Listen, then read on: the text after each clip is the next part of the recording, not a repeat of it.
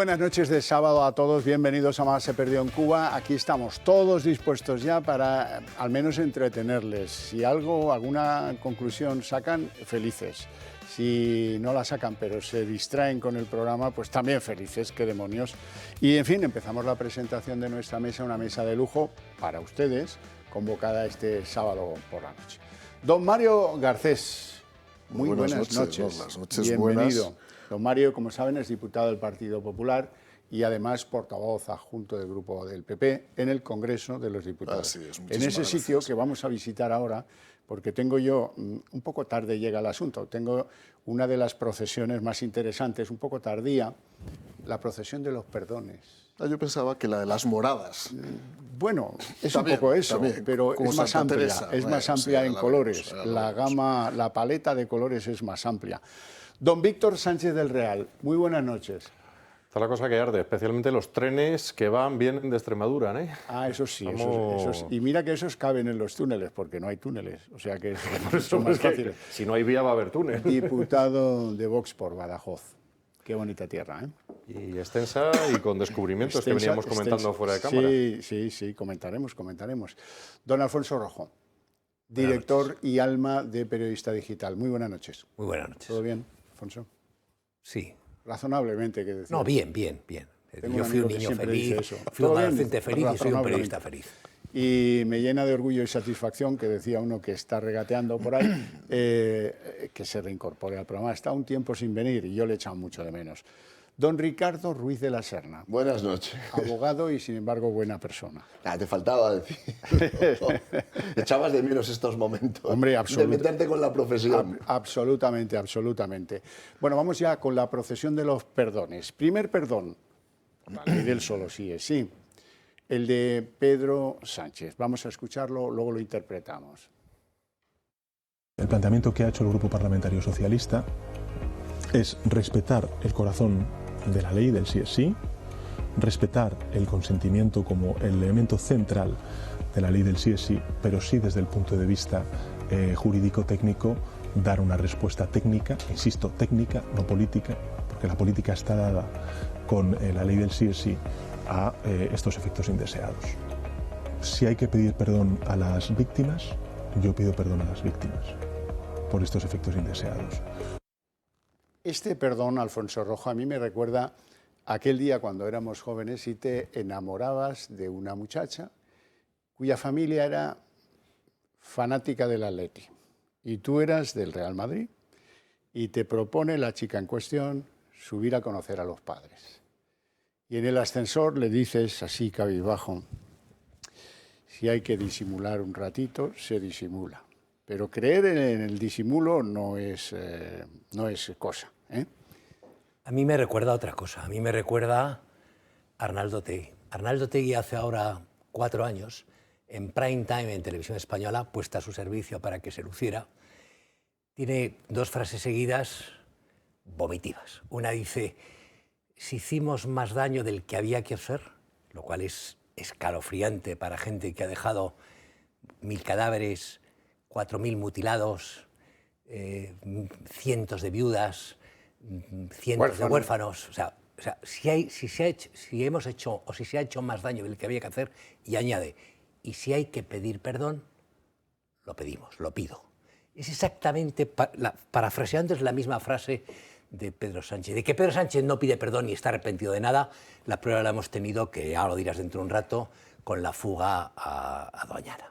Sí, a eso iremos, a eso llegaremos. Sí. Pero yo no soy un experto en esto de las Semanas Santas, pero este sería el paso del perdón falseado, ¿no, Ricardo? Pues Xavier, aquí hay 2 movimientos, ¿no? Hay uno que es estrictamente electoralista, que es tratar de diferenciarte y de separarte de los que, por una combinación que en política es peligrosísima. La combinación que se ha dado con Irene Montero, Ione Belarra, el ministerio que había tramado la primera reforma del Código Penal, es una combinación peligrosa porque es incompetencia y falta de escrúpulos. Es decir, una falta de conocimiento en materia técnica penal de lo delicado que es modificar el Código Penal. El Código Penal es como una máquina donde todo va engarzado. Si cambias una pieza sin adaptar lo demás, te terminas encontrando pues, con esto, con excarcelaciones, con reducciones muy significativas de condena, con una sensación generalizada de impunidad, con buena parte de los colectivos involucrados. No se ha hablado, por ejemplo, de la decepción y del descontento entre las profesiones jurídicas por una reforma que claramente está mal hecha. Para distanciarse de esto, plantea la petición de perdón, pero creo que además hay otra lectura. Esto polariza la opinión pública. Esto es lo que contribuye a crear el clima de tensión que el Partido Socialista necesita. Porque el Partido Socialista tiene ahora mismo un problema de fondo, que es que buena parte de su base social y de sus apoyos están desencantados y están decepcionados por un conjunto de traiciones sucesivas a las causas que históricamente el Partido Socialista había venido defendiendo. Luego podemos coincidir en si estas causas son o no son legítimas o si se comparten o no se comparten. Pero el descontento en el feminismo histórico, en las organizaciones que históricamente habían apoyado al PSOE y que históricamente habían apoyado a la derecha, es enorme. El descontento entre buena parte de las organizaciones de víctimas y de personas comprometidas que se han terminado encontrando con que desde el propio gobierno se propiciaba la impunidad.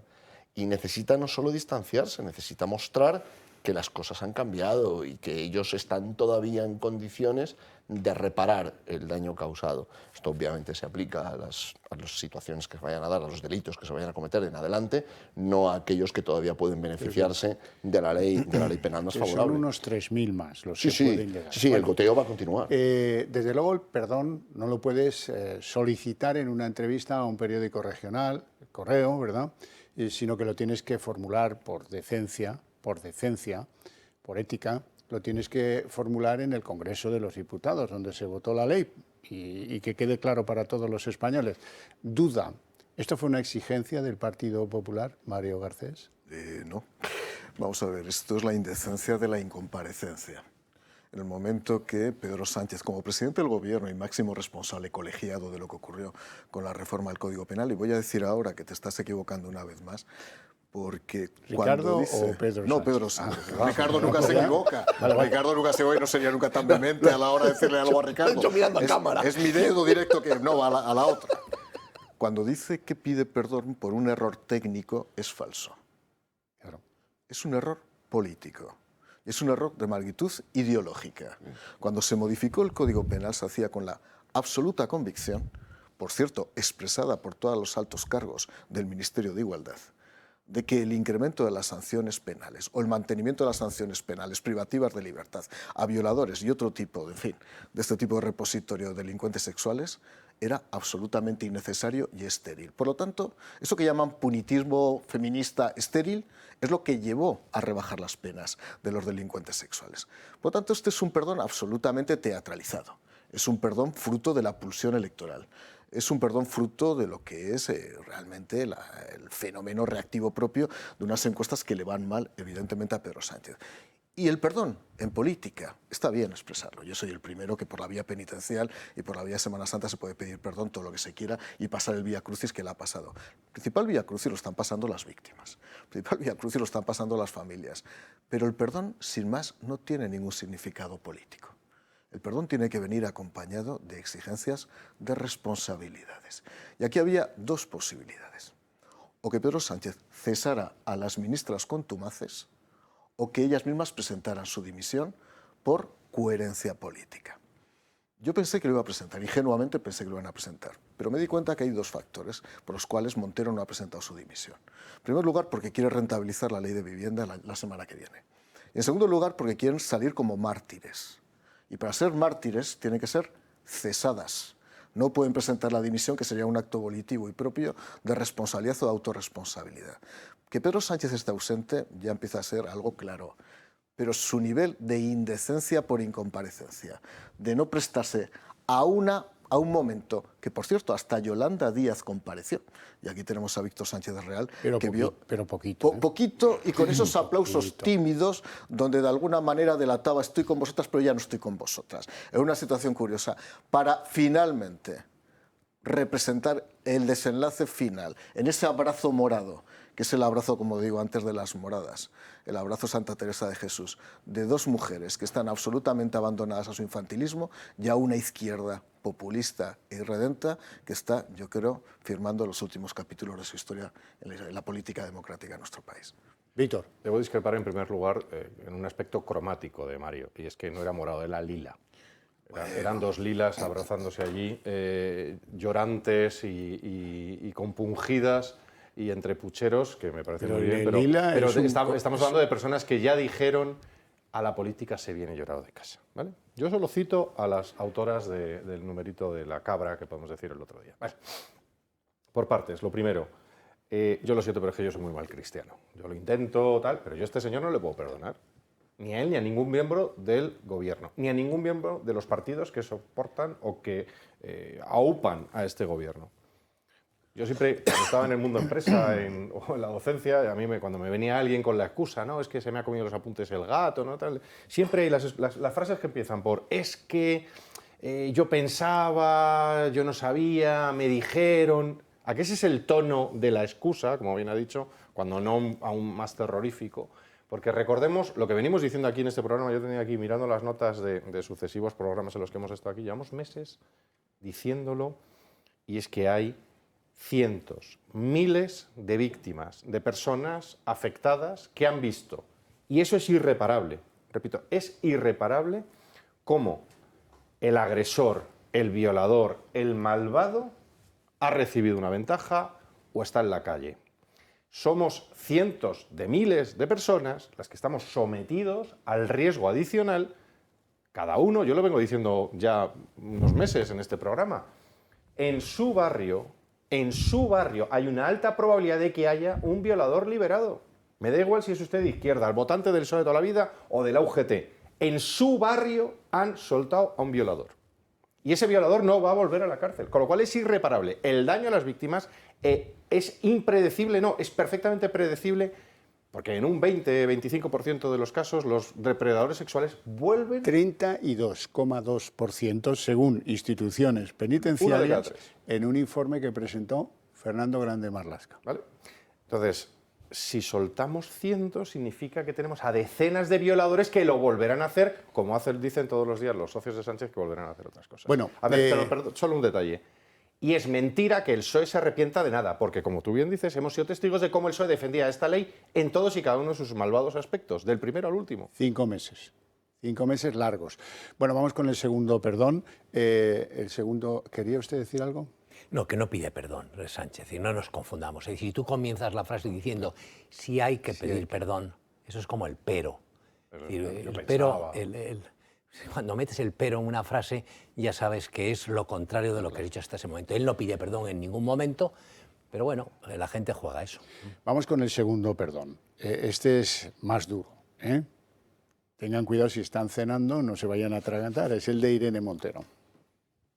Con que una sola víctima requiera el perdón del Estado ante esas decisiones judiciales de rebajas de condenas, tenemos que pedir perdón. El presidente, yo lo he hecho en numerosas ocasiones y otros miembros del Gobierno también. Y como les digo, lo que tenemos que hacer no solamente tiene que ver con pedir perdón a las víctimas por esas decisiones judiciales de rebajas de condenas, sino también proteger las leyes y los avances feministas que permiten precisamente que el Estado proteja de forma efectiva a las víctimas. Bueno, dice la Miss Soberbia, dice que hay que pedir perdón por las decisiones de los jueces. Don Ricardo. Decía Spinoza, el gran pensador, el gran filósofo racionalista del siglo XVII, que el perdón tenía un elemento, de alguna manera, inmoral, ¿no? Porque decía Spinoza, tú primero la haces y luego encima pretendes ganar crédito pidiendo perdón y que los demás te perdonen y además quedar como una persona que reconoce sus errores, ¿no? Lo que estamos viendo aquí es un ejemplo de esto, porque es un uso político del perdón. El perdón tiene 3 cosas. Primero, el arrepentimiento. El arrepentimiento, claro, desvincularse de la acción que se ha realizado. Esto no lo han hecho ni Pedro Sánchez ni Irene Montero. Tiene un segundo elemento, el reconocimiento de la culpa. Yo me desvinculo de algo porque considero que ha sido mi culpa. No un error técnico, no los jueces, no los informes técnicos, que por cierto los informes de los organismos que tienen que informar, que asesorar al gobierno, también por ejemplo el Consejo de Estado, también advertían de lo que se iba a terminar produciendo. Y tiene un tercer elemento, que es el compromiso de que esto no se va a repetir. Lo que dice Irene Montero es exactamente lo contrario, hay que continuar trabajando en esta línea. No, no, no. Hay que comprometerse a que esto no se va a repetir. No únicamente, fíjate, Víctor, no únicamente en el plano de las dimisiones o de los ceses, sino de la reorientación de la política. Porque al final, sin perjuicio de las reservas técnicas que se formulaban, aquí hay errores políticos de fondo, profundos, que tienen que ver con la configuración de las relaciones sociales, con la consideración del Poder Judicial. Ellos han visto el Poder Judicial como un poder activista. Es, por cierto, la misma mirada, la misma visión que tienen de la Fiscalía y de la Abogacía del Estado. Poderes del Estado activistas, que tienen que estar alineados con la política del Gobierno y que tienen, citando una frase terrible de Cándido Conde Pumpido cuando era fiscal general del Estado, que tienen que mancharse las togas con el polvo del camino. Claro, planteado en estos términos, esto no es una petición de perdón, esto es un compromiso político, que es otra cosa diferente. Pero no hay un verdadero arrepentimiento, no hay un verdadero reconocimiento de culpa y desde luego no hay un compromiso de que esto no se volverá a hacer. Nos queda claro. Tercer arrepentimiento, tercer paso de la procesión, el de PAM. Tengan cuidado porque habla tan deprisa que muchas veces, claro, da igual, pero es que no se la entiende. Hemos dicho que esto era terrible para las víctimas y que esto era un efecto indeseado. Nosotras lo sentimos muchísimo, no queríamos que esta ley tuviera estos efectos. Yo entiendo que hay una parte de todo esto que va de decir que el Ministerio de Igualdad lo hace todo mal. Y nosotras hemos reconocido que hemos hecho muchas cosas mal, pero en esto nos tienen que reconocer que el debate no es solamente si nosotras nos hemos equivocado. No puede ser que todo lo que pasa sea culpa de Irene Montero. Tira con bala. Es que Sánchez también es responsable del desafuero y en eso lleva razón. En eso lleva razón. Pero claro, esto es una excusa de mal pagador. Pagador, pagadora, ¿cómo digo? Pagadore. Pagadore. Van hablando de perdón, es como Farruquito hablando de seguridad vial. O sea, es que realmente la coherencia de PAN es absolutamente lamentable, ¿no? Vamos a ver. Primero, Sánchez expresa el perdón basándose en un error técnico. Por lo tanto, efectivamente, desliga la aparente intencionalidad de la norma y de alguna manera lo deposita en un error de algún subsecretario. Grave error cuando realmente tiene que reconocer que, como digo, esto es una equivocación política. En segundo lugar, Irene Montero desliga el perdón de su propia autorresponsabilidad y lo lleva hacia los jueces, en una ósmosis absoluta entre el Poder Legislativo, el Poder Ejecutivo. La culpa es de los jueces que no han sabido interpretar una norma. En tercer lugar, PAN es ininteligible. Sencillamente yo no puedo interpretar, no soy el hermeneuta del pamismo, son pamemas constantes lo que salen de esa boca y del Ministerio de Igualdad. Vuelvo a repetir, si realmente el error existía, uno, tardó en reconocerse, porque no lo han reconocido hasta ahora. Dos, lo reconocen pero no se arrepienten, porque efectivamente, lo decía muy bien, lo decía de la Serna, estamos hablando de un perdón ficticio, de un perdón absolutamente cínico, no basado en el arrepentimiento ni en la contrición reparadora. Es decir, ellas no han hecho absolutamente nada para reparar el daño. Y en tercer lugar, si realmente el error ha sido de tal magnitud que ha causado tanto daño, por integridad moral, deberían presentar su dimisión. Si no presentan su dimisión, no tienen integridad ni moral. La antipolítica es la amoralidad y PAN es la máxima representación de precisamente una configuración del sistema de relaciones políticas basada en la mera subsistencia y en el infantilismo. Lo decíais muy bien antes. Como no recompongamos las relaciones políticas y el modelo de configurar y entender la política, muy diferente a como lo ha entendido Podemos y a como lo ha entendido el Partido Socialista Obrero Español como máximo aliado de Unidas Podemos, desde luego vamos a tener un problema muy grave todas las formaciones políticas a lo largo de los próximos meses. Rojo, en estos tiempos las imágenes mandan. Esa que tengo yo ahí, por ejemplo, la imagen de las dos moradas, las dos Marías moradas, dolientes, ¿verdad? Y la otra imagen que me parece que vale muchísimo es la de Pilar Job, que se quedó sola. Se quedó sola porque el presidente no estaba. Esta chica tiene mucho mérito, porque ella ni siquiera estaba cuando se arbitró esta ley, llegó al Ministerio de Justicia después y aguantó impertérrita como si fuera, pues sí, una imagen de, pues no sé, la Blanca Paloma, ¿no? O algo parecido a eso. Aguantó allí impertérrita, reírse no se podía reír, no podía tampoco mirar a las que la miraban, en fin, interesante.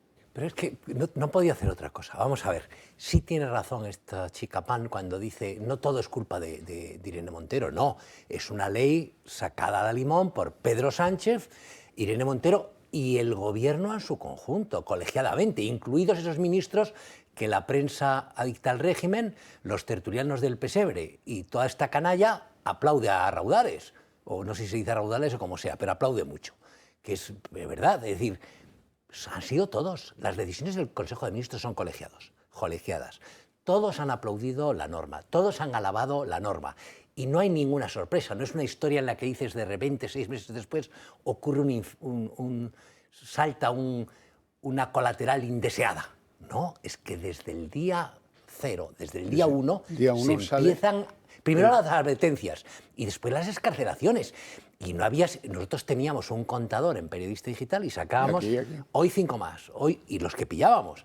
Y lo hemos parado, me parece, al llegar a 1000, porque no sabemos ya cuántos hay, no tenemos la idea. Es decir, el fondo de la cuestión es que les importa un comino la ciudadanía, el pueblo, la justicia, la equidad, les importa lo suyo. No sé quién ha dicho aquí, es que porque tendría que dimitir. ¿Pero cómo va a dimitir? Si dimite, pierde el puesto. Ese es el razonamiento. ¿Por qué usted no dimite? Porque me quedo sin el puesto. Claro, no hay tristemente, más. Tristemente. Pausita de publicidad. Continuamos en apenas 2 minutos.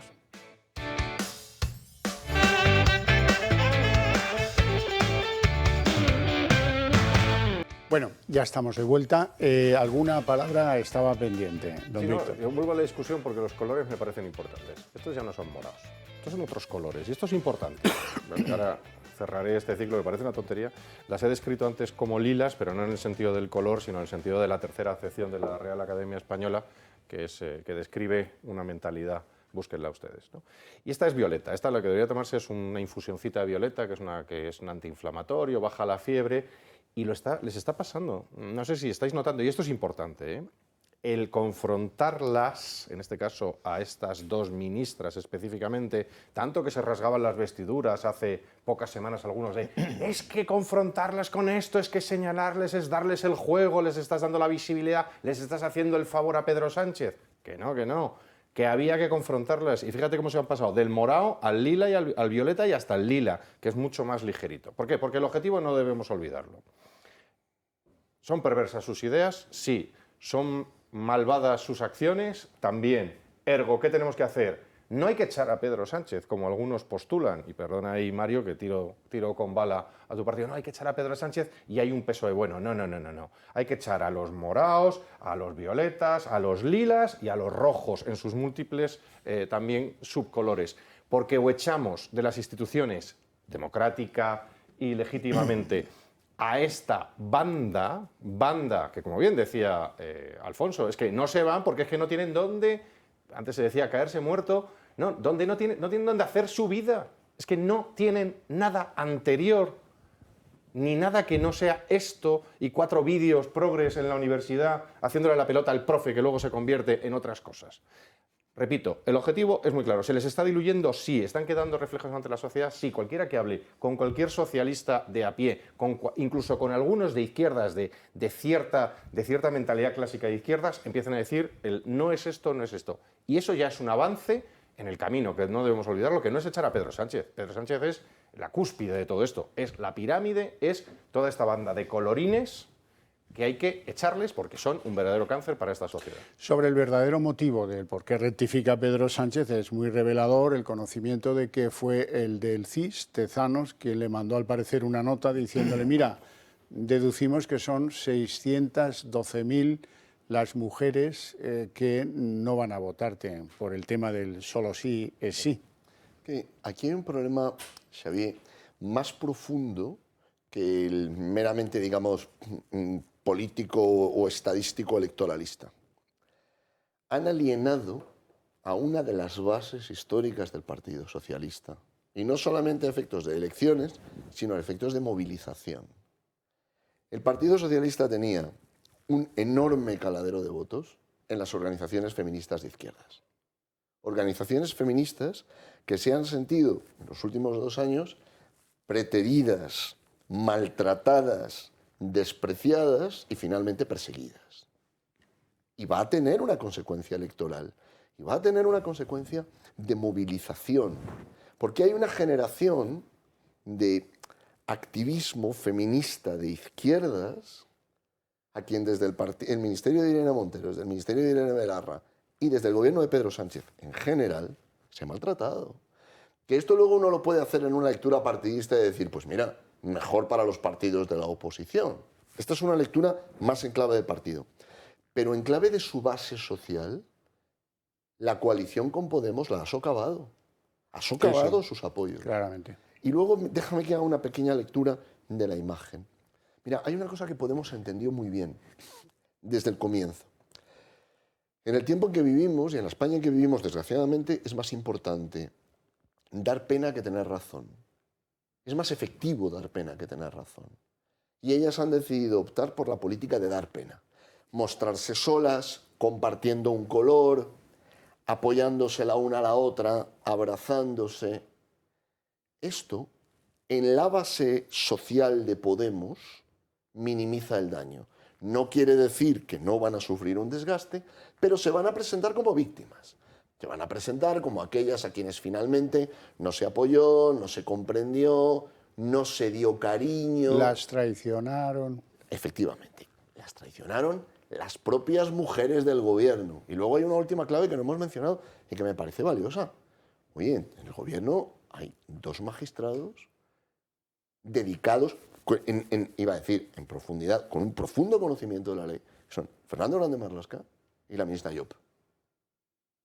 Es decir, no puede decir el resto del gobierno que carecía de responsabilidad. Los informes eran claros, las reservas se manifestaron desde el primer momento en que presentaron la propuesta para modificar la ley. No era un problema de conocimiento, era un problema de juego de poder en el seno del propio gobierno de coalición y de ver quién mandaba más y cómo quedaba el juego de fuerzas. ¿Qué ha terminado sucediendo? Ha terminado sucediendo que el precio que van a pagar los 2 partidos probablemente sea mayor del que esperaban, porque han alienado a su propia base social. Se han divorciado de ellos. Bueno, yo había oído hablar de la lucha canaria. Sí. Incluso tuvimos un fiscal general del Estado, el pollo del Pinatar, que fue un grande de la lucha canaria. Ahora, del bofetón canario no había oído hablar hasta que se lo oí el día de la votación a Ana Oramas. El Partido Socialista ha tenido 5 meses para corregir desde que salieron las primeras sentencias. Y ahora lo hace no por convicción, sino porque le ha supuesto un coste electoral. Lo que es inadmisible es que ayer altos cargos del Gobierno, desde la ministra, secretaria de Estado, todos los de Podemos, hayan dicho que había que esperar todavía porque las sentencias no eran firmes. Más víctimas, rebaja de firmas. Que era mentira que se hubieran excarcelado a 100 personas. Y lo más gordo, le recomiendan a las víctimas que recurran. Oiga, su ministerio, señora ministra, ¿por qué no pone una partida presupuestaria para que todas las víctimas que quieran recurrir se le financien? Recurran ustedes, hombre, ya está bien. Y encima querían que esperaran. Ni el Partido Socialista, ni el PNV, ni esta diputada somos derecha antifeminista. No tienen vergüenza y han hecho daño a las mujeres y a los niños de este país. Corrijan y pidan perdón. Señora Oramas, llámeme usted sinvergüenza las veces que quiera, pero infórmese antes de subir a esta tribuna. La justicia gratuita para todas las víctimas de violencias sexuales es un derecho reconocido en la ley del solo sí es sí. Usted puede subir aquí a llamarme sinvergüenza las veces que quiera, que yo voy a aguantar el tipo, pero suba aquí informada, por favor. Bueno, ¿qué quiere que les diga?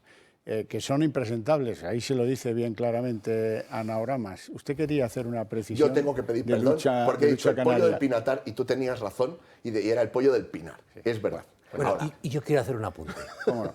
Cuando Ana Oramas se retiraba del estrado, se escucha zorra fascista procedente de uno de los bancos o una de las bancadas. Y me imagino de cuál. Se escucha bajito, si no lo registra Televisión Española, pero está la frase. Es decir, que hay gente que une la estulticia, la ineptitud con la ofensa, ¿eh? Y Poco me procedía de la bancada de Podemos. De los de Podemos la llamaron zorra fascista ahora. Es que eso lo dice sistemáticamente. Ese tipo de frases, yo te digo que los dice la ministra cuando pasamos por delante. La propia ministra nos ha dicho N ocasiones, y estáis sentados detrás de los del PP, pasar nosotros de esto, fascista, fascista. Cada vez que vuelves de hablar, y estas señoritas, las dos ministras, la ilustre consorte, dice barbaridades de ese tipo. Pero vamos, confirmo lo que ha dicho Alfonso. Fue una diputada de Unidas Podemos. Está perfectamente identificada quién fue. Ana Oramas no ha querido presentar queja a la presidenta del Congreso, pero sabemos perfectamente quién fue. Una diputada que se sienta muy cerca de ti, 2 o 3 escaños más abajo, que últimamente tiene un comportamiento absolutamente alterado y que efectivamente... Pero quiero decir una cosa. Como todo el grupo parlamentario de Unidas Podemos, Unidas en Común... Con carácter previo a la bofetada canaria, vino el perdón canario, porque Ana Oramas votó a favor de la ley de suicidios. Y fue la primer perdón compungido. Sí, pero hay un animus reparandi en lo que luego le suelta la ministra. Sí, y digo algo más, y decías muy bien, Alfonso, ¿cuáles son las razones por las cuales no dimiten? Primero, para pagarse el vestido que lleva, que por cierto se vende en una tienda de la calle Velázquez a razón de 200 euros. En segundo lugar, porque tiene que pagar a un guitarrista para las fiestas que monta en Galapagar. Y en tercer lugar, porque tiene que pagar la hipoteca de Galapagar. Pero si tuvierais un mínimo de vergüenza, ese reproche de vergüenza que le haces a Ana Oramas, si tuvieras la coherencia fundacional del movimiento 11M, si tuvieras esa coherencia con esas bases que iban a la Puerta del Sol para, de alguna manera, sacar los colores a la fatiga estructural que tenía el Estado liberal, lo digo yo como liberal, pues la verdad es que seguramente presentarías tu dimisión. Esto es una pérdida de legitimidad moral y absoluta. Y efectivamente, en un momento determinado yo al Partido Socialista, ya ellos mismos, a Unidas Podemos, les advertí que hubiera sido más práctico que hubieran roto el año pasado. Este proceso de decadencia absoluto al que está llevando la coalición, tanto al Partido Socialista como a Unidas Podemos, veremos el coste definitivo que tiene dentro de 6 semanas. El reproche tiene un añadido, si me lo permites. También es incomprensible que, bueno, cuando Pedro Sánchez se asocia a Unidas Podemos, están compitiendo por un espacio electoral en la izquierda española. Ahora mismo, Unidas Podemos no representa nada, con lo cual romper con ellos no tiene coste. Al contrario, tiene input, tiene positivo, carga positiva. Ricardo. Fijaos que yo lo veo de una manera algo diferente. Probablemente sería mejor para España que hubieran roto, pero definitivamente hubiera sido peor para el PSOE. Porque en las actuales circunstancias, Pedro Sánchez está en un proceso de conquista, de toma de las instituciones del Estado y de secuestro de las instituciones del Estado. Fíjate cómo progresivamente se han ido colocando a las personas. El caso del Tribunal Constitucional me parece significativo y la ofensiva que se está produciendo en el plano constitucional para que las leyes sucesivamente se declaren constitucionales, acordes a la Constitución, incluso se den claves interpretativas. Pedro Sánchez está en un proceso en el que la clave ya no es solo electoral. Es una clave de mantenimiento del poder todo el tiempo que se pueda y tratar de aprovechar. La política internacional, el anuncio que se hizo hace un par de días de la visita a la Casa Blanca, la política europea, por supuesto, la presencia española que está ya en el horizonte, las leyes que se van aprobando y las medidas electoralistas que se están aprobando para tratar de aguantar el tipo y la toma de las instituciones. Para el gobierno que venga en el futuro, sea de quien sea, etcétera, el Tribunal Constitucional va a ser un bastión de una determinada forma política. 8 años en los cuales, si el que gana es Alberto Núñez Feijóo, se va a encontrar que cualquier iniciativa que produzca con 50 votos que más va a tener el PSOE seguro, va a ser llevada al Constitucional y, en ese caso, aprobada entusiásticamente. Y va a tumbar pues las cosas que les dé la gana a los socialistas. Y en muy poco tiempo, porque el Constitucional además se ha acelerado en sus decisiones, cosa que no hacía. Así que enhorabuena a todos los partidos, cualesquiera que sean, que ustedes los espectadores ya saben quiénes son, que permitieron que se haya hecho esta toma del Constitucional. Y Mario no te mira a ti, pero sí mira a tu partido. Bien, mira, decía Sun Tzu en El arte de la guerra, que por cierto hay una muy buena copia en Periodista Digital, hay una zona donde tienen ahí de estas cosas que tiene, siendo uno de los medios más clásicos del mundo digital, tienen una copia muy bien comentada de Sun Tzu, Alfonso, te lo debo reconocer. Decía que los errores de los generales conducen a una serie de tipo de tropas, ¿no? Están las que huyen, están las que se derrumban están las que se retraen y por último están las que se rebelan y las que son derrotadas, ¿no? Y eso es culpa del general. Si en este caso tomamos a Pedro Sánchez como general, que es mucho pensar, tenemos todas estas variantes en lo que está pasando en las izquierdas. Repito, yo les veo cada día menos morados y más lilas, yo les veo cada vez con mayores debilidades, yo veo un barco que se derrumba y ahora no es el momento de tener el miedo de avanzar, el miedo de confrontarles. Hay que avanzar para acabar con este sistema / régimen que estaba a punto de cuajar de forma definitiva. Esto es un régimen que se estaba consolidando en las instituciones y tenemos una brecha, tenemos una oportunidad muy corta. Hay que tener muy claro que aquí no hay un PSOE bueno, aquí no hay una izquierda salvable en estos momentos en las organizaciones que les representan. Por tanto, hay que dejarse de tonterías, dejarse de aceptar ni uno solo de sus mantras, confrontarles en todos y cada uno de los sitios, desde Extremadura hasta Aragón, y lo digo específicamente en el caso de extremeño, y sin miedo, y sin echarle la bronca, y si ustedes no quieren pelear, aquellos que no quieran pelear, no quieran dar la batalla cultural y política para tratar de echar, no a Pedro Sánchez, sino a toda esta banda de las instituciones, si no ayudas, por favor, no estorbes. Hace unos meses Pedro Sánchez estaba al frente del Partido Socialista Obrero Español. Hoy ha claudicado definitivamente y está al frente de un frente. Es decir, esa es la gran evolución de este país. Es decir, Pedro Sánchez ha renunciado ya al Partido Socialista, que lo utiliza solo como palanca, para poder presidir un partido, ser secretario general de un partido, con el objetivo de tener la capacidad de amalgamar un frente, de ahí la ley de vivienda, donde ya la anuncia directamente Esquerra Republicana y Bildu. Es decir, ha renunciado a su propio partido. Y sí que quiero decir una cosa muy brevemente. Cada vez hay más diputados del Partido Socialista que comienzan a escandalizarse en privado. Cada vez hay más porque saben que como pierdan el poder, precisamente por el arte de la guerra, ¿qué general va a retomar ese ejército y de qué rincón de la historia pueden sacar al Partido Socialista Obrero Español? Algunos lo dicen en público. Dice Emiliano García Paje, general manchego, dice, si viene a apoyar, bienvenido. Ahora, si viene para que le apoyemos, ya es otra cosa. Ahora, Paje cada vez que tiene que votar, o tienen que votar los suyos, dice, querido Sánchez, Paje, que he visto su cartilla, Paje más falso que un euro de madera. He visto su cartilla militar, he visto su cartilla militar y ahí donde dice valor, 2 puntos, dice depende. Depende. Se espera. Bueno, a lo que vamos, Rojo, me tienes que ayudar. Verás, yo estaba acostumbrado a un boletín oficial del Estado que en tiempos de Felipe González servía para robar. Acordaros del caso que se suscitó ahí. El del papel. Ahora no sé si roban o no. Doy por hecho que no, si no alguien lo habría descubierto. Pero son torpes. Que tengo dudas. No sé qué es peor, si que me roben o que tenga que enfrentarme a unos tíos tan torpes que el pasado miércoles el BOE estampilló que estaba cancelada por superación jurídica la Constitución española, la Ley de Enjuiciamiento Penal, la Ley de Enjuiciamiento Civil, el Estatuto de los Trabajadores y la Ley de la Seguridad Social. Eso, en términos de billar, se llama meterlas todas. Meterlas todas. Esto no ha pasado jamás y es un signo de determinadas torpezas técnico-administrativas, pues seguramente se han dedicado a poner en el BOE o mandar al BOE artículos infumables y el tío que pone la estampilla está mareado y le pone la estampilla de cancelado a lo que le pongan delante. Y le da igual, porque la comprensión lógica de las cosas se ha fracturado. Y eso es terrible cuando sucede en un país, desde mi punto de vista. Lo deja todo pues eso, al albur del tonto. Y eso es una situación peligrosa. Por indicación de ustedes, alguien habló de la vivienda. Fuiste tú, Mario, ¿no? Vamos a hablar a fondo de la vivienda. Alguien le lleva la chuleta al presidente de que podría ser Pedro el campeón de la vivienda. Más viviendas de protección de las que llegó a hacer el franquismo. Y esto pues le pone cachondo.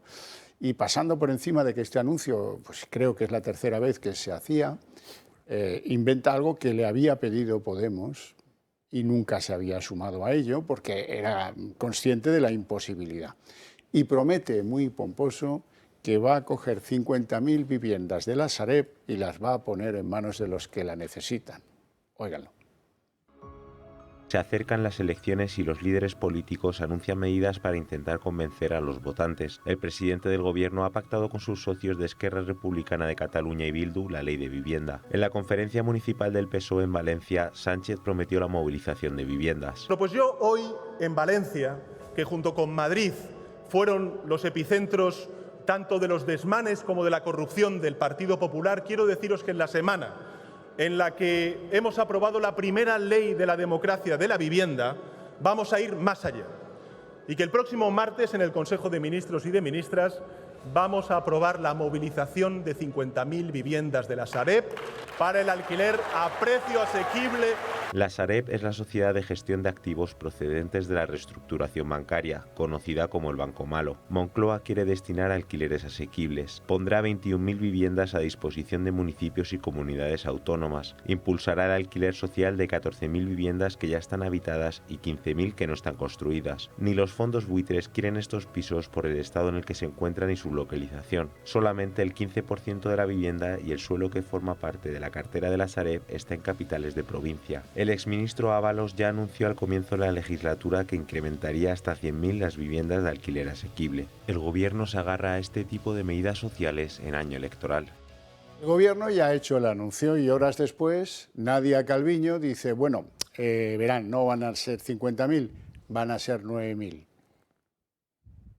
Actualmente, la Sareb cuenta con un stock de vivienda que podría servir para uso social de 21.000 unidades, además de otras 14.000 que ya se encuentran habitadas y suelos disponibles en los que se podrían desarrollar hasta 15.000 viviendas y proyectos adicionales. La estrategia para movilizar las 21.000 viviendas de Sareb, 9.000 de ellas ya disponibles para la venta y 12.000 pendientes de obras de finalización o habitabilidad, mediante la articulación de acuerdos de venta a las comunidades autónomas o municipios para alquiler social o asequible. Dicho en términos comprensibles, hay 21.000 viviendas en la Sareb que están medio destrozadas, que llevan inhabitadas desde el 2007, que ni siquiera se habían terminado de construir, que requieren obras, en algunos casos muy importantes, porque el deterioro afecta hasta las estructuras. Hay 14.000 que ni siquiera se llegaron a construir, estaban proyectadas y se heredaron consecuencia de los activos de aquella crisis inmobiliaria que pasaron a la banca y de la banca a la Sareb. Y luego tienen pues un montón, como 7.000 ocupadas, ocupadas con K, ocupadas porque no se han preocupado, porque alguien ha mandado la orden dentro de la administración, no persigáis a los ocupas. Y por lo tanto, pues ahí tienen una cantidad de viviendas que ahora difícil de tal. En conclusión, las 50.000 de Pedro Sánchez quedaron en 9.000, que se puedan de verdad utilizar para esto. Segundo problema, que no han tenido en cuenta, ¿dónde están las viviendas de Sareb?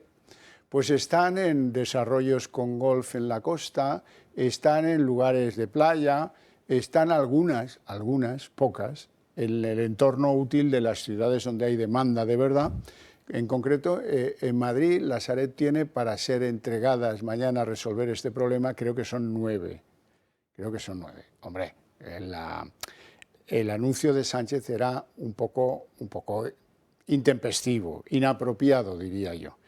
¿Algún comentario de ustedes a la propuesta de 50.000 viviendas? Hecho, en España no se construyen viviendas, ni públicas ni privadas. Hay una parálisis una caída en picado desde hace prácticamente una década. Segundo hecho, en España no se ha construido una vivienda de tipo público-social desde hace décadas. Lo único que se ha hecho en el mundo de la vivienda, estos adanistas que, bueno, el otro día Guillermo Fernández Vara decía que todos los hospitales que hay, por ejemplo, en Extremadura los han hecho ellos. Eso significa que todos los nacidos en Extremadura, por ejemplo, hasta el año 82, pues debieron nacer en las calles, en los ríos y en las cuevas, ¿no? Estos señores lo único que han hecho es quitar las placas de las que sí se habían construido. Es decir, toda placa del Instituto Nacional de la Vivienda, que parece que es lo que de una forma anunció Pedro Sánchez de una manera un poco etérea, pero es que ni siquiera se han atrevido a hacer eso, ni siquiera han dicho, oiga, vamos a construir de verdad, porque una cosa es prometer 100.000 una vez, otra vez 50.000, otra vez 2.000. Si el problema es que algunas no están ni hechas. Si es que en la Sareb solo queda la morralla de la morralla de la morralla. Aquello que tenían, uno, las cajas de ahorros, ¿qué es la Sareb? ¿Qué es lo que nos quieren, el chanchullo que nos quieren hacer? Estas son las propiedades que tenían tomadas, digamos, en su propiedad, las cajas de ahorro ya difuntas y que estaban en manos de los políticos. Es decir, el problema de la Sareb lo crearon los políticos en las cajas de ahorros, entre otros Pedro Sánchez, que era consejero en Caja Madrid. Número uno. Número dos. Este problema se juntó el famoso Banco Malo con todas estas propiedades y las que había y han tenido salida al mercado, la gente no es tonta, las ha ido comprando a unos precios bastante buenos, bastante por debajo del mercado. ¿Y qué es lo que queda? Lo que no está construido, lo que está a medio hacer, lo que está incluso en proyecto, lo que se considera... Es que no son viviendas, es que son propiedades que, como tú bien has descrito, pero es que algunas, incluso el otro día alguien ha dicho, como que esos ocupas se les va a convertir en inquilinos.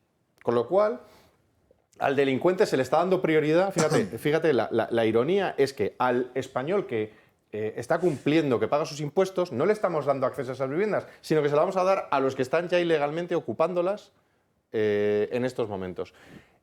Tienen una cantidad de traumas, yo creo que ya infantiles, este gobierno, con respecto a su acercamiento. Oiga, si un gobierno socialista hubiera salido, mire, millones como estos para hacer casas como estas, pero ¿alguien ha visto un solo euro anunciado de inversión en vivienda pública en los últimos años? ¿Cuántas entregas de llaves se han producido en las últimas 3 décadas? Entre una y ninguna, que decía aquel del chiste, ¿no? Pero habéis dicho casi todo y se ha publicado casi todo, menos una cosa que a lo mejor mucha gente no sabe. Vamos a ver. Hace 7 días, la Sareb sacó a licitación un contrato que está en el perfil del contratante, se puede ver, de la Sareb, con el objetivo de determinar cuál es la situación posesoria de todas las viviendas y, en su caso, para proceder a la desocupación de aquellas viviendas ocupadas ilícitamente o que tuvieran inquiocupación. ¿Qué quiero decir con esto?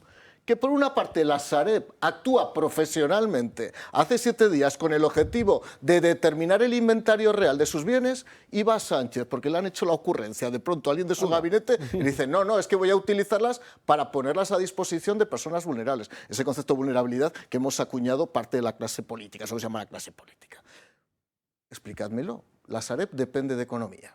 Vamos a ver, Calviño, si hace una semana lanzas un contrato para desocupar las viviendas de la Sareb, ¿cómo es posible que 5 días después vaya Sánchez y diga que hay que ocupar todas esas viviendas, que no hay que desocuparlas y que hay que dotarlas precisamente para facilitarlas para personas vulnerables? Esto es lo que tiene este gobierno, que no se entera absolutamente de nada. Lo que interesa es el anuncio. 50.000 viviendas de Sánchez y 43.000 que les vamos a contar, pero eso será después de la publicidad.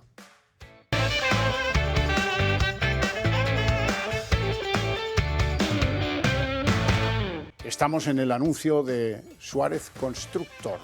50.000 viviendas vamos a tener para resolver el problema. Alfonso Rojo.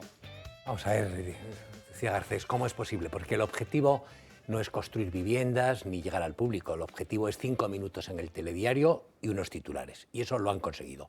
2.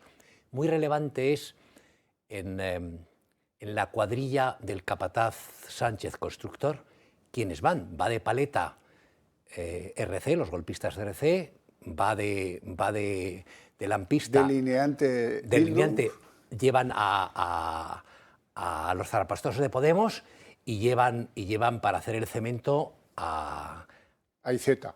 No, Arnaldo Otegi. Y toda esa gente de Pisos Franco, de Zulos y de cosas de ese tipo puede saber. De inmobiliaria para gente decente tengo la impresión de que están bastante pez. Y después habéis dicho una cosa aquí, no sé si ha sido en la introducción, anuncia que quiere hacer tantos pisos como Franco.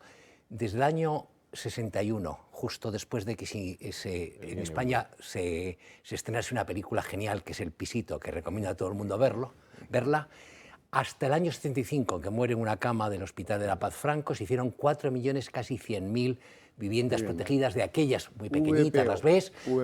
VPO, que costaban, que las pagaba la gente en unos 8 años con los sueldos de entonces. Sin entrar en comparaciones ni en cosas, yo creo que el único objetivo de este movimiento, por eso no tiene ninguna sustancia, era conseguir el telediario, y lo han conseguido. Lo han conseguido. Decían, han conseguido lo que buscaban, que salir en el telediario diciendo vamos a dar viviendas, pero es que no hay por dónde agarrarlo el tema. Reacciones de la oposición, pues ahora las van a ver.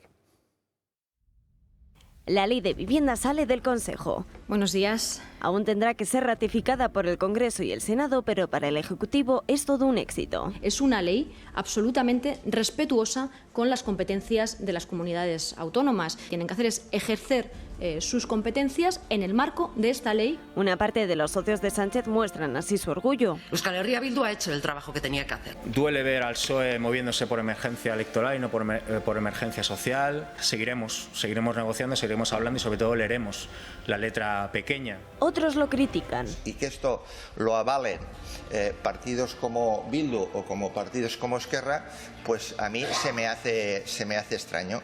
Un tema es poner un paraguas jurídico para que quien tiene las competencias pueda desarrollarlas todavía más, y otra cosa es inmiscuirse en las competencias propias. Al Ejecutivo le enorgullece decir que la suya es la primera ley que hay en España, pero fue la del suelo del expresidente Aznar de 98 la primera que tuvo en cuenta la problemática de la vivienda. El líder del PP, Núñez Feijóo, ahora sale al ruedo y anuncia su plan para contrarrestar la que acusa deriva del Partido Socialista en la materia. Una ayuda a la emancipación de 1.000 euros para pagar los gastos objetivos por alquilar o comprar una vivienda.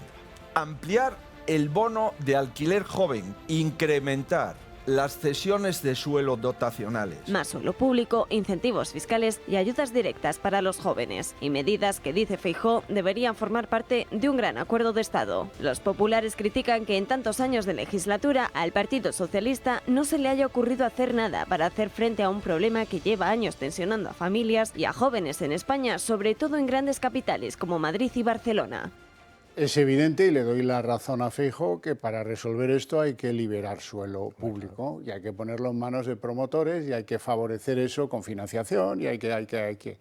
Ahora, en lo que no le puedo dar la razón, y no voy a hacer un referéndum porque en este país no hace falta ni las encuestas ni los referéndums, es en que haya que dar 1.000 euros para que la gente se emancipe. Esto es para que los jóvenes se marchen de casa de los padres. Si acaso pídanle 1.000 euros a los padres por permitir que se vayan sus hijos de casa, que sería lo adecuado.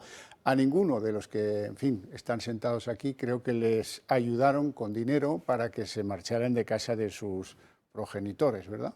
Bueno, pues eso, yo me parece... En mi casa había quien no se iba ni con disolvente. Los asesores de Feijóo están tan obsesionados en parecerse al PSOE que a veces hacen propuestas que esta propuesta la podría haber diseñado hasta la señora que dice... para ese viaje no hacían falta forjas, que la hemos visto hace poco, la portavoz del Gobierno. Sí, la de Puerto Llano. Bueno, antes de entrar en mayores Honduras, claro, ya le habían informado a Constructor, ya le habían dicho, oye, lo de 50.000 hemos pinchado en huesos, se están descojonando los españoles de la propuesta, así es que vas a tener que inventarte otra. Y ahí arranca la propuesta Milagro, 43.000 viviendas que trae Constructor. Quiero hacerles el siguiente anuncio. Quiero anunciarles que además de la movilización de 50.000 viviendas de la Sareb, vamos a financiar la promoción de otras 43.000 nuevas viviendas destinadas al alquiler a precios asequibles. Serán viviendas tanto de nueva construcción como de rehabilitación. Lo haremos creando una nueva línea del ICO dotada con 4.000 millones de euros de los fondos europeos para financiar esta actuación. Bueno, punto 1. El Gobierno no arriesga un euro en esto. Coge fondos europeos, los pasa al ICO, abre una línea y de ahí vayan tomando para construir. Punto 2. Dice el Constructor que son 43.000 viviendas las que se van a construir nuevas, ¿verdad?, con una línea de créditos ICO de 4.000 millones. Si ustedes hacen la división, les va a salir que este es un genio. Este construye una vivienda con 93.000 euros comprando el suelo y sin mayor ayuda. Un milagro. En definitiva, un milagro. Garcés. Bueno, vamos a ver, se han dicho muchas cosas. En primer lugar, el comportamiento de los nacionalistas en el Congreso de los Diputados.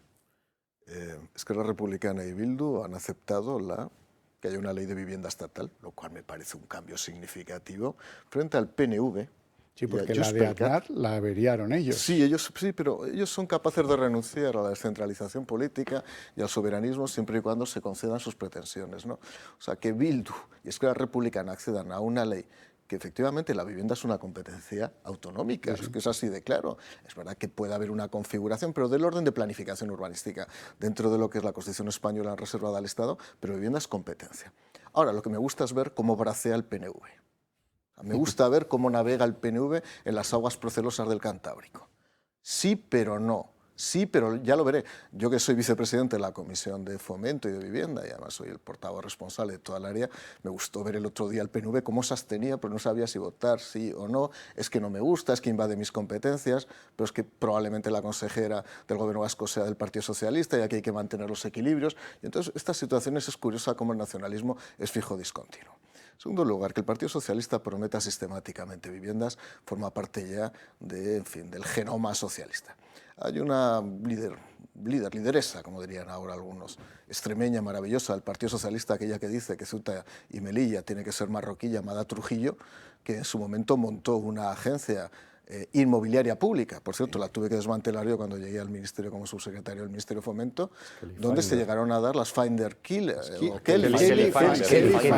Finder, no me acuerdo. Es decir, dabas unas zapatillas a los jóvenes. Te llevaba donde había oferta. Sí, eso sí, cuando desmantelé hice un cálculo y cada alquiler que se pudo formalizar o que se intermedió a través de la agencia nos costó a los españoles en torno a 30.000 euros. Esa es la realidad del coste de una de las ocurrencias del Partido Socialista Obrero Español.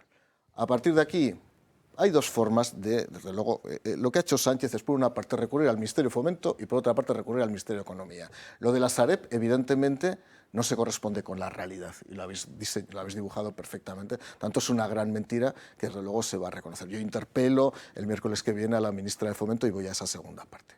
La construcción de viviendas en régimen de suelo público, evidentemente a quien va a corresponder esencialmente es a las comunidades autónomas a través de los planes de vivienda. Y dentro de las comunidades autónomas hay desarrollos muy irregulares, tanto gobiernos del Partido Popular como gobiernos del Partido Socialista. Yo aquí son temas de gestión y temas de disponibilidad. Pero ni en un caso ni en otro, desde luego, se van a cumplir la promesa. Y efectivamente, no ha puesto más dinero con fondos propios. Lo que está es apalancando el dinero comunitario. Está apalancando el dinero de tal manera que está desviando los recursos que llegan de los fondos Next Generation directamente para la financiación de este tipo de viviendas, que hoy por hoy no existe suelo disponible suficiente para poder dotarlas y para poder equiparlas necesariamente. Esa es otra. Alfonso. Evangelio de San Mateo 7, Sermón de la Montaña, por sus obras los conoceréis. Eso lo citó Irene Montero el otro día. Bueno, pero vuelvo a lo mismo, es decir, tú tienes que juzgar a Sánchez. No puede ser. No, el mismo versículo, el mismo versículo. Pero tienes que juzgar a Sánchez por lo que ha hecho. Es decir, vamos a ver, el problema de la vivienda en España, que es un problema real, acuciante, puede ser angustioso para mucha gente, es sobrevenido, estalló estas Navidades, se disparó en el mes de febrero, en marzo. No, es un problema que viene desde el principio de la legislatura. Recordad que Ábalos se inauguró o se estrenó prometiendo 100.000 viviendas. ¿Cuántas hizo Ábalos? 0. Es decir, ¿cuánta vivienda social ha hecho? Si ves las cifras, y al final ha hecho más Isabel Díaz Ayuso que toda esta panda junta. Es decir, las cosas como son. Sobre todo porque no han hecho ninguna. Porque no han hecho, claro, es que no es complicado. Entonces a esta gente, es decir, yo es que creo que no hay discusión posible. Es decir, si no has hecho nada hasta ahora, hasta que no has visto las encuestas y estás a 32 días o 38 días de las elecciones, hijo, oye, vete por ahí. Don Ricardo. Lo que pasa es que ese electoralismo que para distraer a la opinión pública de otros problemas gravísimos que afronta España, sirve. Es decir, para cuando llegue el bofetón de realidad y se vea que estas viviendas en realidad no se pueden utilizar y que la medida es electoralista, por no decir directamente populista, será demasiado tarde. Y mientras tanto han distraído a la opinión pública de otros problemas graves que tiene España. Luego se nos da otra circunstancia añadida, que es que crea la ficción o permite alimentar la ficción de que el gobierno tiene alguna iniciativa política. Es decir, que frente a todos los frentes que tiene abiertos, antes hemos estado hablando de la ley Montero y las excarcelaciones, el gobierno todavía conserva algo que es muy importante, que es la iniciativa política, la posibilidad de proponer cosas, la posibilidad de llevar adelante proyectos que puedan parecer ilusionantes. Claro, al final están en tiempo de descuento.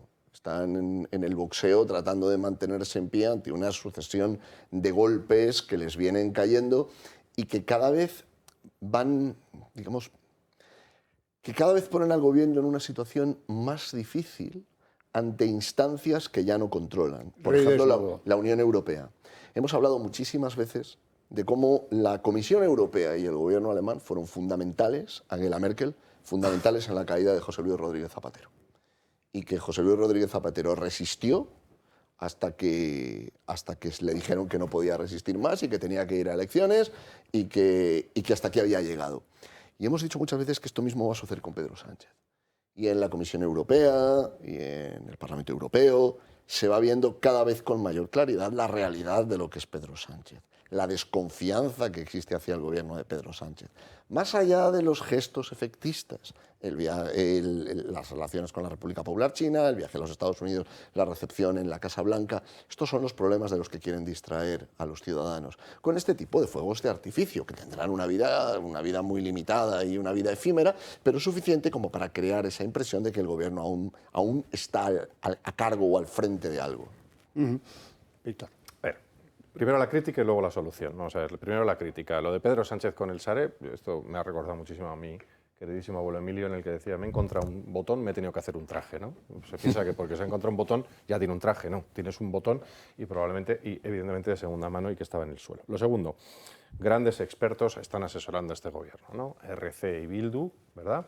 Grandes expertos en vivienda. RC en rodear viviendas de guardias civiles para acosar con los niños dentro, y Bildu, gran experta en derruir viviendas con los guardias civiles dentro, por la vía de los explosivos. Así que grandes expertos. Así que a mí que estos estén descolocados, igual que me ver a la izquierda descolocada me alegra, ver a estos, sencillamente, es que me da igual cómo estén, es que no puedo verlo delante. Lo siento, pero esto es un tema visceral mío y no creo que lo supere además, así que no tengan ustedes piedad conmigo, que no lo voy a superar. Entonces, soluciones. Bueno, pues el pobre Mario Garcés, su corazoncito liberal, pues se lo rompe Feijóo cada vez que habla, ¿no? Pero, mire, es que es liberal manontropo, ¿no? Es liberal, pero un poquito asintomático, ¿no? Esto hay que ser liberal de verdad, en las cosas económicas y del comer hay que serlo. Hay que liberar el suelo, no, hay que lograr que el suelo no tenga esa calificación, que además es defender una potencialidad que tienen los ayuntamientos, la parte política del ayuntamiento para no permitir que los vecinos tengan vivienda barata. Hay que reducir los impuestos, hay que recuperar la deducción por el IRPF, que todos los españoles conocen cómo funciona y que se ha quitado. Hay que añadir la deducción por alquiler, hay que añadir y eliminar los impuestos por la adquisición, por la posesión, por la tenencia y por la venta de las viviendas. Porque un español paga cuando ahorra para comprarlo, paga cuando reserva, paga cuando la compra, paga cuando la mantiene, paga cuando la usa, porque ya me dirán usted por qué tengo que pagar un paso de carruaje si tengo una casita en un pueblo, o tengo que pagar por tener la vivienda, y además pagas cuando se la vendes y pagas la plusvalía que se ha declarado ilegal y que los ayuntamientos, engordados y haciendo gasto político, siguen sin devolver a los españoles cientos de miles de euros de españoles que han ahorrado, que han tenido una vivienda y que para comprarse otra, que es lo que solemos hacer, han tenido que pagar la plusvalía. Así que lo que hay que hacer es quitar todos esos impuestos que solo van a la clase política, generalmente la más corrupta, que es la más cercana, que pasa por los arquitectitos y todo este mundillo que se aseguran de que el dinero va a donde tiene que ir y el dinero esté y eso es lo más liberal que se puede decir, el dinero esté en el bolsillo del español, que es el que decide lo que se quiere comprar o si quiere invertir en construir, en ser promotor, no tener obstáculo para crear vivienda, ya que el Estado es ineficiente, ineficaz y no se le espera. Le agradezco la referencia a la corrupción porque me lleva a mí a pensar que en tiempos Zapatero, Ricardo, tú te acordarás de aquellos más se perdió en Cuba, de tiempo Zapatero, el Partido Socialista enterró el concepto vivienda. Y lo enterró porque venía del caso de la cooperativa de la UGT, que acabó como acabó, pero luego alguien pasó la bayeta y, en fin, nos olvidamos todos de aquello. Y luego había un negocio, especialmente en Madrid, había un negocio de los socialistas madrileños que llevaban los que los propios socialistas llamaban los maoístas, que eran los que entendían de este negocio, que eran las cooperativas. Hace falta vivienda, tengo a un alcalde que es de los míos, venga chato, déjame aquí suelo que yo monto una cooperativa. Todo perfecto, todo legal, todo maravilloso. La gente iba allí y hacía pues su precompra sobre la base de que aquello daba cierta garantía. Y luego le llamaban al cabo de un año o antes, le llamaban y decía, mira, es que la gente nos pide parking, si nos pagas una parte que no aparecía en la contabilidad de la cooperativa, construiremos parking. A todo el mundo le pareció que eso tenía sentido y le daba el dinerito y de ese dinerito se financiaba el PSOE en Madrid. A veces no era suficiente el parking y decían, bueno, es que además del parking nos piden trastero. Y la operación del trastero era igual. Entrégame 5.000 euros para el trastero, que luego desaparecía por las sentinas del Partido Socialista. Daba la sensación de que habían dicho, de esto no más, vamos a dejarlo, y a lo mejor esa es una de las claves de lo que alguien lleva en mente dentro de las filas socialistas, no lo sé.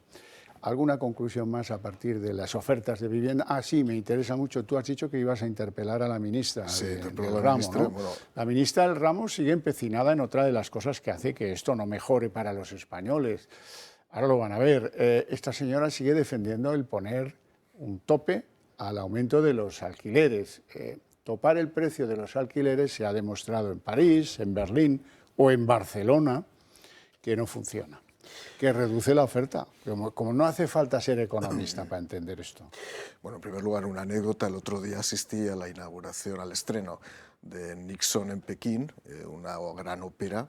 Yo pediría a los escenógrafos que quiten la imagen de Sánchez, porque sale en una foto al fondo de la escenografía yendo a Moscú, perdón, a Pekín. No tiene nada que ver con Kissinger, ni con Nixon, ni con nada por el estilo, evidentemente. Lo digo por una cuestión, porque además hubo cierto abucheo cuando salió la imagen de Sánchez. Hay subvención por medio, ¿no? No, me imagino que sí, paga el Teatro Real, lo paga, bueno, está Marañón, estas cosas que ya sabemos lo que ocurre. Segundo lugar, lo cierto, pero perdonadme porque este comentario lo tengo que hacer, porque no ha salido tampoco en los medios de comunicación, pequeño abucheo cuando se vio a Sánchez de pronto en el Teatro Real. Segundo lugar, porque la gente entienda lo que es la ley de vivienda. La ley de vivienda, hay dos asuntos que son críticos. En primer lugar, se cargan literalmente el principio de libertad, porque consideran que el arrendador es un especulador y que hay una posición dominante del arrendador sobre el arrendatario.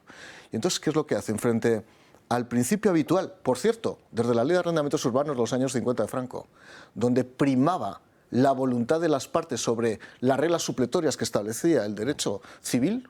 En este caso no.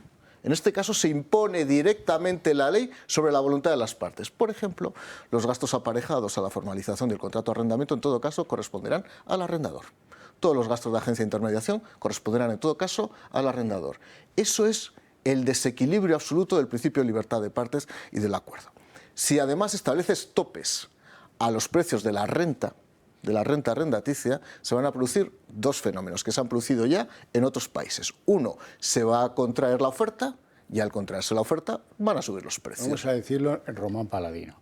El que tiene pisos para alquilar decide dejar de ponerlos en alquiler. Y si los pone a un precio más alto. Porque evidentemente, como se le van a topar los precios, pues lo ponga a un precio mucho más alto. Eso ha pasado en todos los países donde se han introducido este tipo de medidas, que por cierto han sido efímeras, han sido transitorias y han durado muy poco.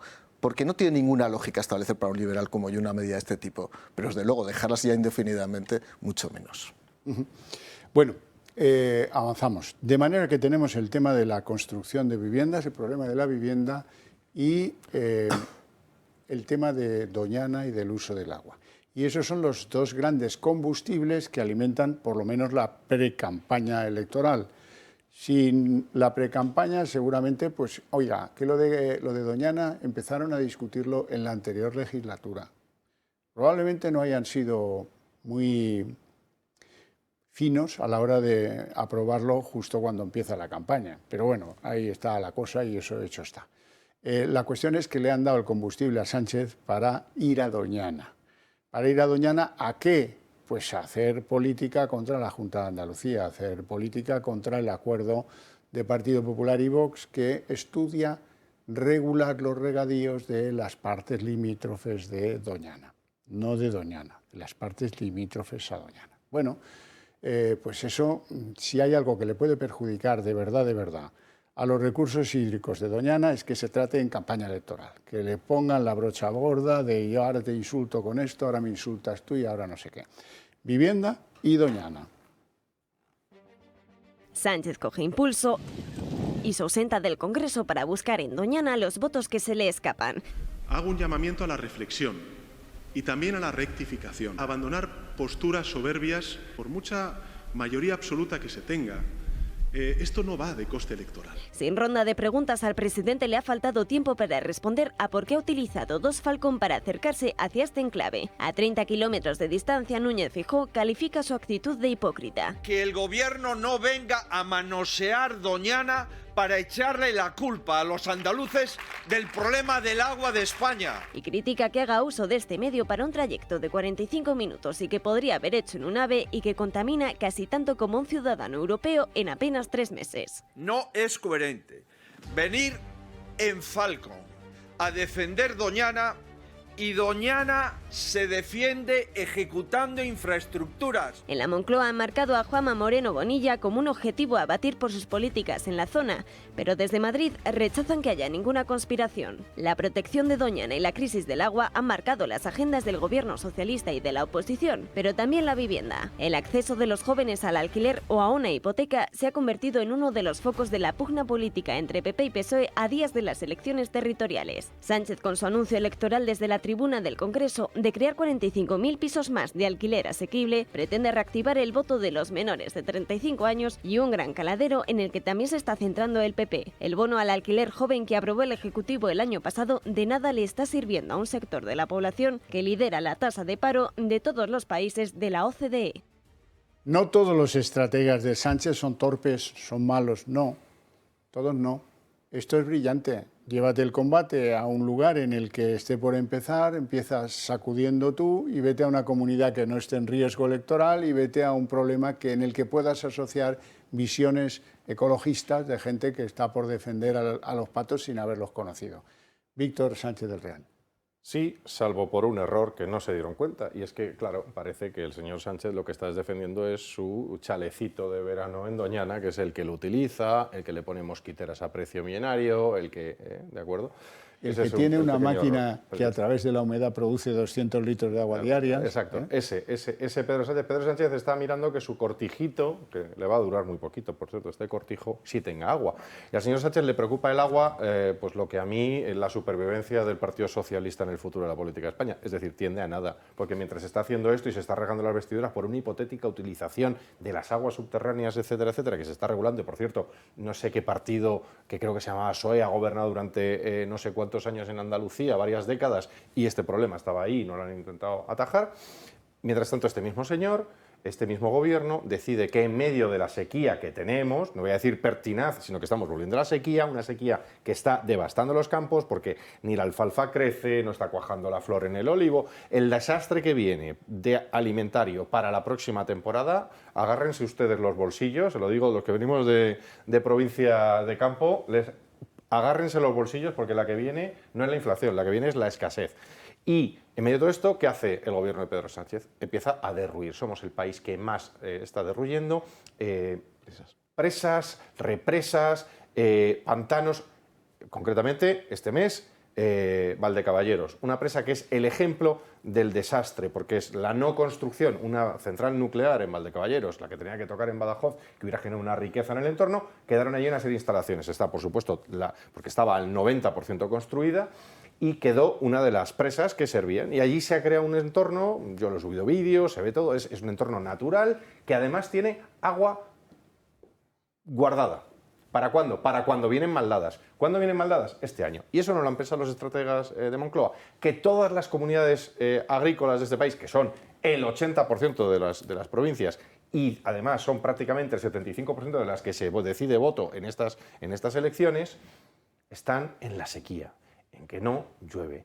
Y si no llueve, habrá que tirar de los depósitos de agua. Y si no hay depósitos de agua, lo que no deberíamos estar haciendo es dándole dinero a Marruecos, que Marruecos está haciendo la mayor obra hídrica de la historia, ¿vale? Está construyendo cientos de presas, pantanos, depósitos, trasvases, mientras aquí no paramos de destruirlos. Aquí, mientras destruimos energía y ahora destruimos depósitos de agua, en Marruecos se lo estamos, y esto es lo más grave, los agricultores españoles, entre otros muchos ciudadanos españoles, le estamos pagando ayudas a Marruecos para que construya reserva hídrica para producir, y aquí viene el cierre del efecto Sánchez, el amigo Sánchez de Marruecos, para producir la competencia en agricultura de los productos españoles.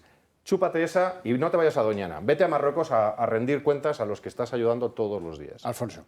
Muy breve. Es que hay algo muy chusco. Es decir, Sánchez huye de Madrid para no estar presente en la votación de la ley del sí es sí, de la que él es máximo responsable, es el mismo tipo que con la boca pequeña dice si tengo que pedir perdón, pediré perdón, cuando llega el momento de votar para no aparecer en la foto, se escapa. ¿Y cómo huye?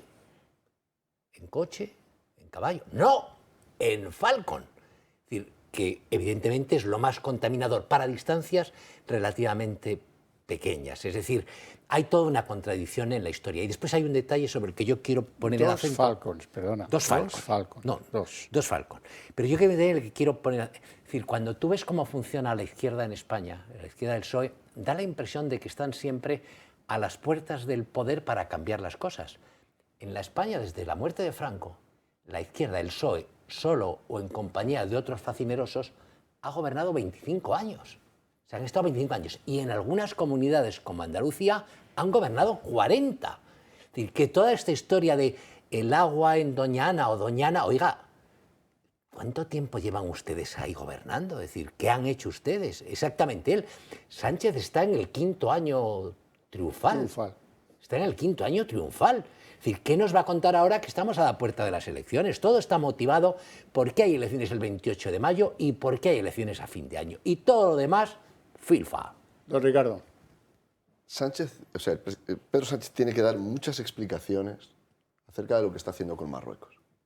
Es extraño, esto que ha escrito Víctor, es extraño. Es una política que no solo es errática, sino que da la impresión de que lejos de vagar tiene un objetivo. Creo que hay otro elemento. El gobierno de Pedro Sánchez está sometido a una influencia opaca, no exteriorizada, pero visible, del lobby de la Agenda 2030, que pasa por la idea de que los países con mayor grado de desarrollo se tienen que empobrecer. Y las medidas que está adoptando en materia ambiental están tendiendo a empobrecer al campo español, a hacer imposible la actividad económica y a empobrecer a la sociedad española, al tiempo que la ayuda al desarrollo ayuda a otros países, como puede ser el caso de Marruecos. Me parece que hay otro nivel de análisis en el que no hemos mencionado y creo que hay que ponerlo encima de la mesa, ¿no?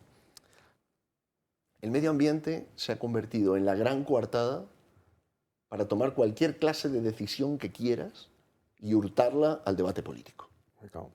Es decir, el pretexto de salvaguardar la flora y la fauna es la coartada, es la pretendida justificación para destruir presas, para tomar medidas que hagan imposible, que dificulten hasta el extremo el desarrollo de las comarcas que dependen, por ejemplo, de los embalses. Y creo que hay finalmente una cuestión. La política ambiental está sirviendo para enfrentar a los españoles. Está sirviendo para enfrentar a aquellos que están en provincias y en comunidades que tienen agua contra aquellos que la necesitan y que no la tienen. Esta estrategia solo beneficia a los enemigos de España. El enfrentamiento, la ruptura de la solidaridad, ya utilicemos una metáfora, la solidaridad hídrica, beneficia a los enemigos de España. No a los que están dentro, sino a los que están fuera. Y aún peor si la tienes dentro de tu mismo partido. Por esto digo que Pedro Sánchez tiene que dar muchas explicaciones. ¿Quiénes salen beneficiados de la división entre los españoles? Los nacionalistas vascos, los nacionalistas catalanes, los que trabajan para los enemigos de España. Y sobre esta opacidad, sobre la motivación política de estas decisiones, más allá de la coartada ambientalista, no se está hablando. Por esto creo que parte de la presión de la opinión pública tiene que ir precisamente a que el presidente empiece a dar explicaciones del fondo de las decisiones que está adoptando, más allá de los pretextos. Obviamente lo de Valdecaballeros es un pretexto. De aquí a Ulan Bator, la idea de que esto es para proteger el medio ambiente, etc.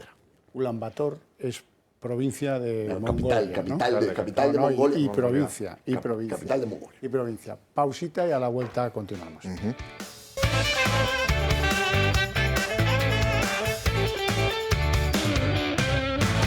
Combustible electoral inventado por Sánchez. Doñana. Don Mario. Bueno, hay una película que para muchos seguramente no es una película política porque no lo es. Es una película de animación que se llama Up, la historia de un abuelo y su nieto, ¿no? Cuando el abuelo quería distraer al nieto, le lanzaba una ardilla y decía, ¡ardilla! Entonces el nieto al final se despistaba de lo importante. Vamos a ver ardillas de todo tipo de aquí a las elecciones autonómicas y locales. La primera ha sido Doñana, donde efectivamente se vierte todo ese ideario maximalista medioambientalista del Partido Socialista Obrero Español. Y es verdad, donde se cuece además cierta sensibilidad o cierta amalgama de sentimientos magnánimos por parte de una parte de la sociedad y de la izquierda sociológica. Y dos, otra ardilla que nos han soltado ahora va a ser la exhumación de Primo de Rivera de Cuelgamuros. O sea, vamos a ir viendo cada 3 o 4 días una serie de ardillas. Yo lo único que pido, porque además nuestros espectadores son gente inteligente e ilustrada, que no nos despistemos por las ardillas. Las ardillas lo que tratan es de centrar la atención de lo importante, y lo estructural está en lo que está, en acabar con este gobierno de una vez por todas. Bueno, ya saben lo que decía Heródoto, que España era el país en el que una ardilla podía recorrerlo de norte a sur sin bajarse de un árbol. Luego el hambre hizo que los españoles hicieran desaparecer primero las ardillas y luego los árboles. Llegaron los monos de Gibraltar. Hasta que no llegó Primo de Rivera, el dictador, y hizo la repoblación, y después Franco plantó más pinos Franco que todos los que había desde la Edad Media en España, ¿eh? Eso te lo digo yo. Rojo, ¿eh? Está cañón hoy. En España hay más árboles ahora que en el siglo XV. Eso es. Vamos a lo que vamos. Marruecos, he oído por acá que interesaba el tema. Hombre, miren, sale poco en este programa, pero creo que a veces pues hay que ser generoso. Está muy desesperado el hombre. ¿Qué bofetón le dio a Sánchez Aitor Esteban el otro día? Se trataba de que el presidente diera cuenta de su política exterior, la que hace sin pasar por el Parlamento. Ucrania, la presidencia europea, el cambio de posición en materia del Sáhara, la relación con Marruecos, eran muchos los temas. Él hizo un pequeño paréntesis en todo eso para arremeter contra lo de Doñana, y metió la morcilla y más no hubo. Y el que lo pilló y lo denunció con mucha gracia fue Aitor Esteban. ¿Qué humor tiene usted, señor presidente? Comenzaba el debate sobre Ucrania, Marruecos, Consejo Europeo, y en el minuto 15 dice: me permitirán una breve digresión para hablar de Doñana. Oiga, si todo lo anterior había sido una digresión sobre los temas para lo que nos había convocado, de hecho, ha estado 45 minutos y 2/3, media hora han sido de digresión.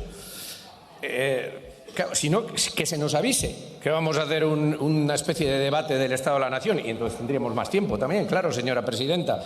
Porque si no, reserve también este tipo de debates, más que para unas proclamas electorales, resérvelo para el tete-a-tete con el señor Feijóo, que a él sí que le va a contestar personalmente.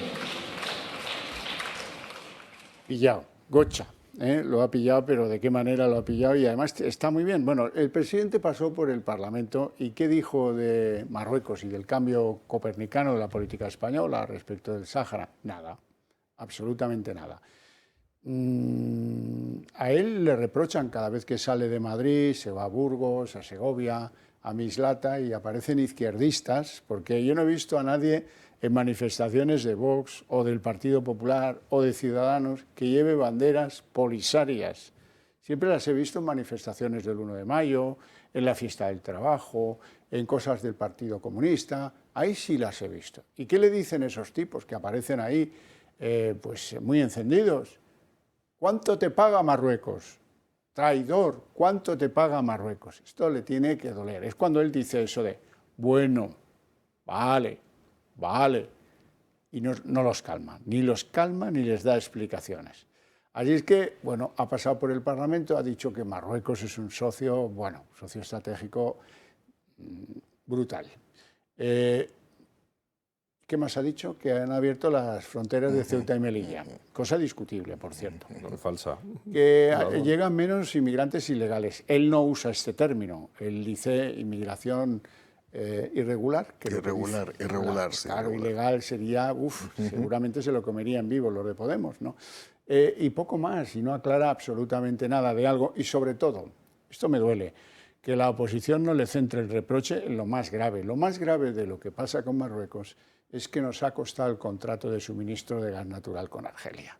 Y esos son miles de millones suyos y nuestros, que se van por el garete, por el capricho de este señor, porque empezada la guerra de Ucrania había que ser o muy extorsionado o muy memo para hacer que Argelia rompiera ese contrato que nos mantenía tranquilos con precios estables de gas y que nos hubiera ayudado y mucho a superar esta crisis. Pues ni siquiera se le reprocha. Ahora, tanto da porque Sánchez, pues a mí plin y quetaplin. Rojo. Bueno, lo de Marruecos sí es un tema crucial y además yo pensé que era, como pensaron los gurús de la Moncloa, que se iba a aplacar, que una vez, como ocurre con casi todo en España, que los temas llegan, se hunden y desaparecen y reflota cada poco. Es decir, porque es una pregunta que está en el aire y que tenemos como ciudadanos el derecho a tener una respuesta. ¿Qué pasó? ¿Qué ocurrió? ¿Y por qué ese salto mortal que se pega en política exterior? Yo no sé si es justificado o no, yo creo que Marruecos es importantísimo en la historia de España. Si tú miras hacia atrás en la historia, Marruecos es el país que más ha influido en nuestro devenir histórico del planeta Tierra, mucho más que Francia, mucho más que Inglaterra, desde los almorávides a lo que quieras, ha influido muchísimo. Pero hay que dar una respuesta al tema. España tuvo un comportamiento vergonzoso en el 75, cuando se deja abandonado el Sáhara y estaba agonizante Franco y no hay nadie que es capaz de tomar las riendas y decidir qué se hacía con una antigua provincia española que tenía hasta representantes en las cortes, aquellos con los turbantes y que era espectacular. Y pues yo recuerdo de crío... Con un chantaje humano que era la Marcha Verde. Sí, no te olvides. Bueno, que no hay nadie aquí en España que es capaz de hacer frente a buscar una respuesta a la Marcha Verde. Y cierto que el Polisario también contribuye a empeorar el tema y enfangar el asunto de forma muy destacada en aquellos días. Pero bueno, pasado ese incidente, nos tiene que explicar Sánchez por qué de repente lo que ha sido año tras año el respaldo directo a las resoluciones de la ONU en ese tema desaparece y se pega un salto. Y lo tiene que explicar. ¿Es el teléfono móvil? ¿Coincide con la historia del Pegasus y el espionaje en su teléfono? ¿Hay algo que han sacado? ¿Quién ha cobrado ahí? ¿Quién se ha empozado? ¿Quién se ha hecho rico? ¿Por qué? Porque no hay una respuesta. Es decir, ni siquiera hay una de lógica. Es decir, bueno, y después la forma en que se hace. La forma en que se hace es ofensiva para el Parlamento español y para la nación española. Es decir, no entró en el fondo del tema, entró en las formas del asunto. Y yo creo que es un tema que va a pesar sobre él hasta el final. Es cierto también que quien le pregunta siempre por ese tema es gente de extrema izquierda. Es que, bueno, perdona, Víctor. Sí, no, vamos a ver, una cuestión curiosa. Aquí hay varios que leemos prensa internacional de forma continuada y tú lees prensa americana, prensa francesa, prensa inglesa y cíclicamente aparecen detenciones y expulsiones de espías de diversos orígenes de sus archienemigos habituales, cada nación. Estados Unidos, cada pocos meses, Bloomberg Business Week, incluso revistas Time, te dicen, oye, detenido 2 espías chinos que estaban vendiendo, detenido un tío que estaba vendiendo... ¿Alguien puede decirme cuándo fue la última vez que se anunció la detención de un solo espía marroquí? Yo. Pero voy al detalle, ¿cuándo fue?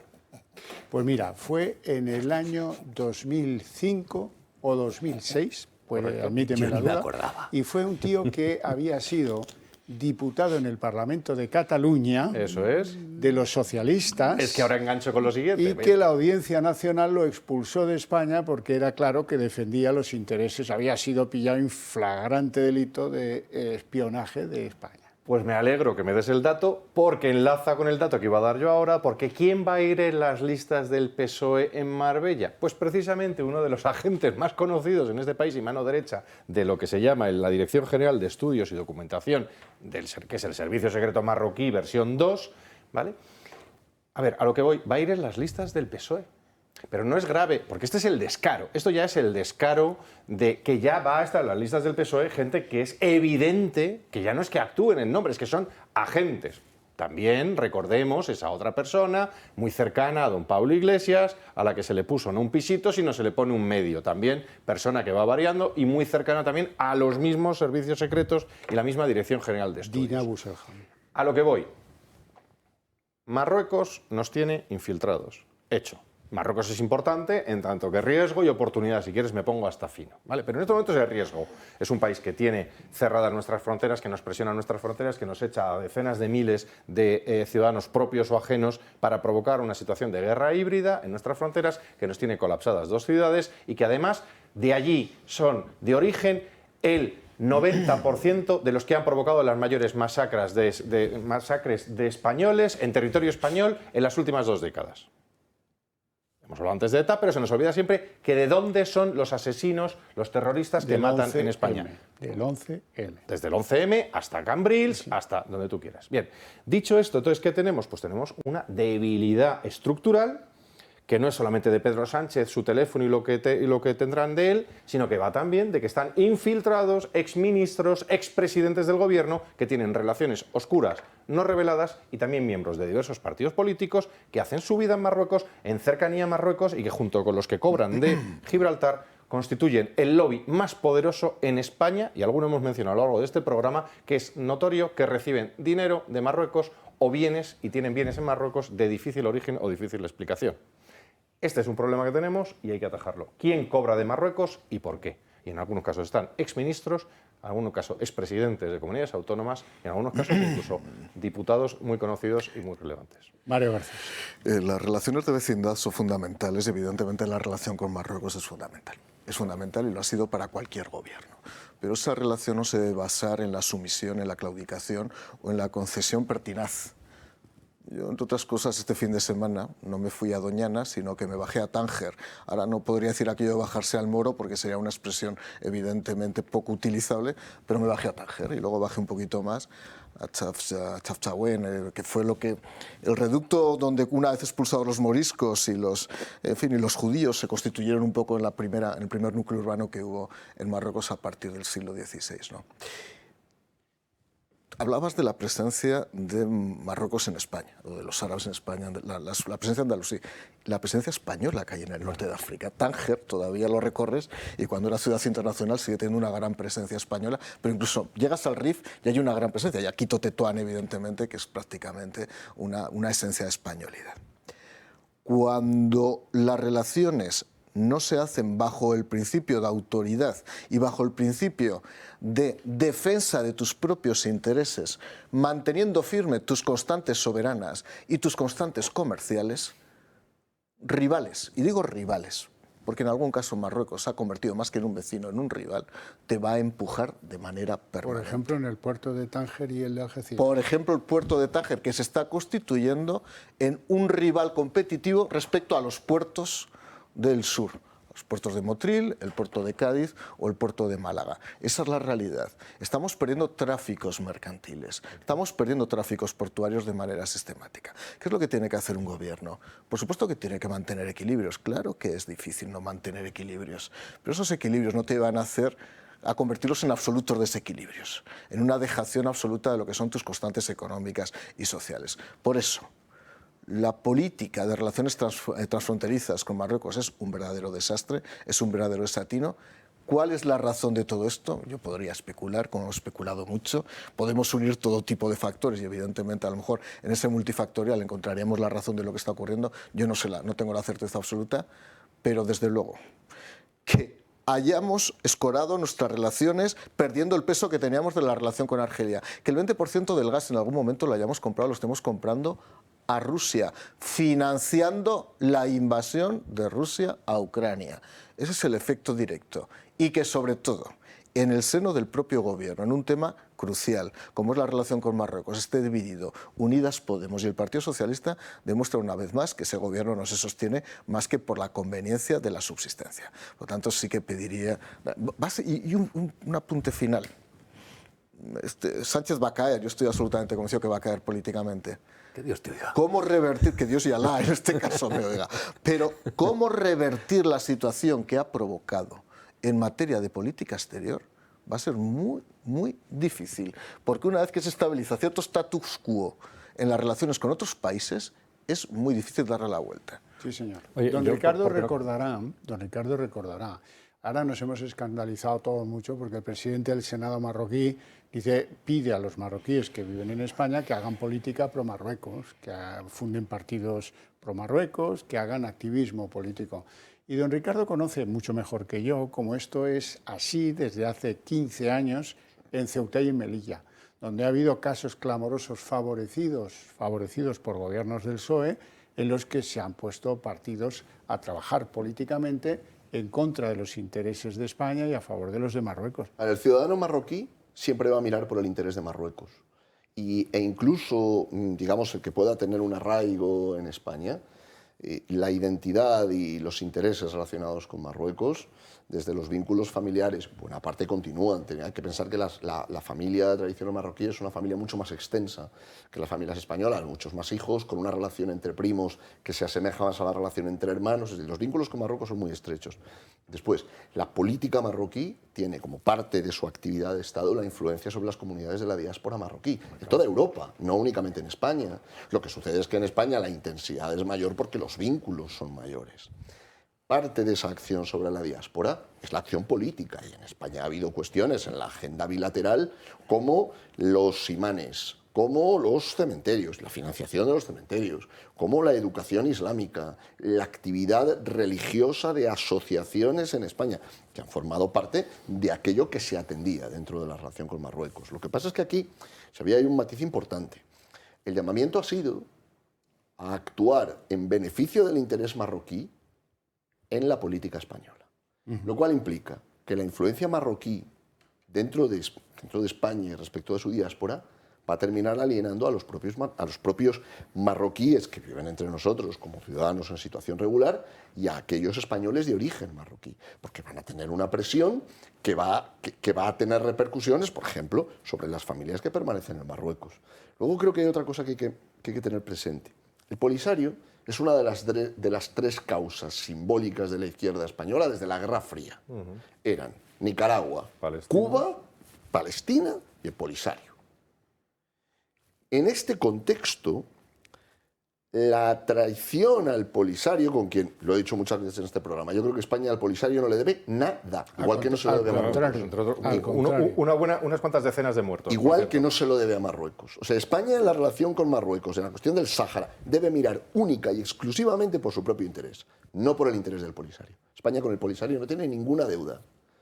Otra cosa hubiera sido que el Polisario no hubiera existido. O el pueblo saharaui. Y que existiera una vinculación histórica que no hubiera pasado por un conflicto armado.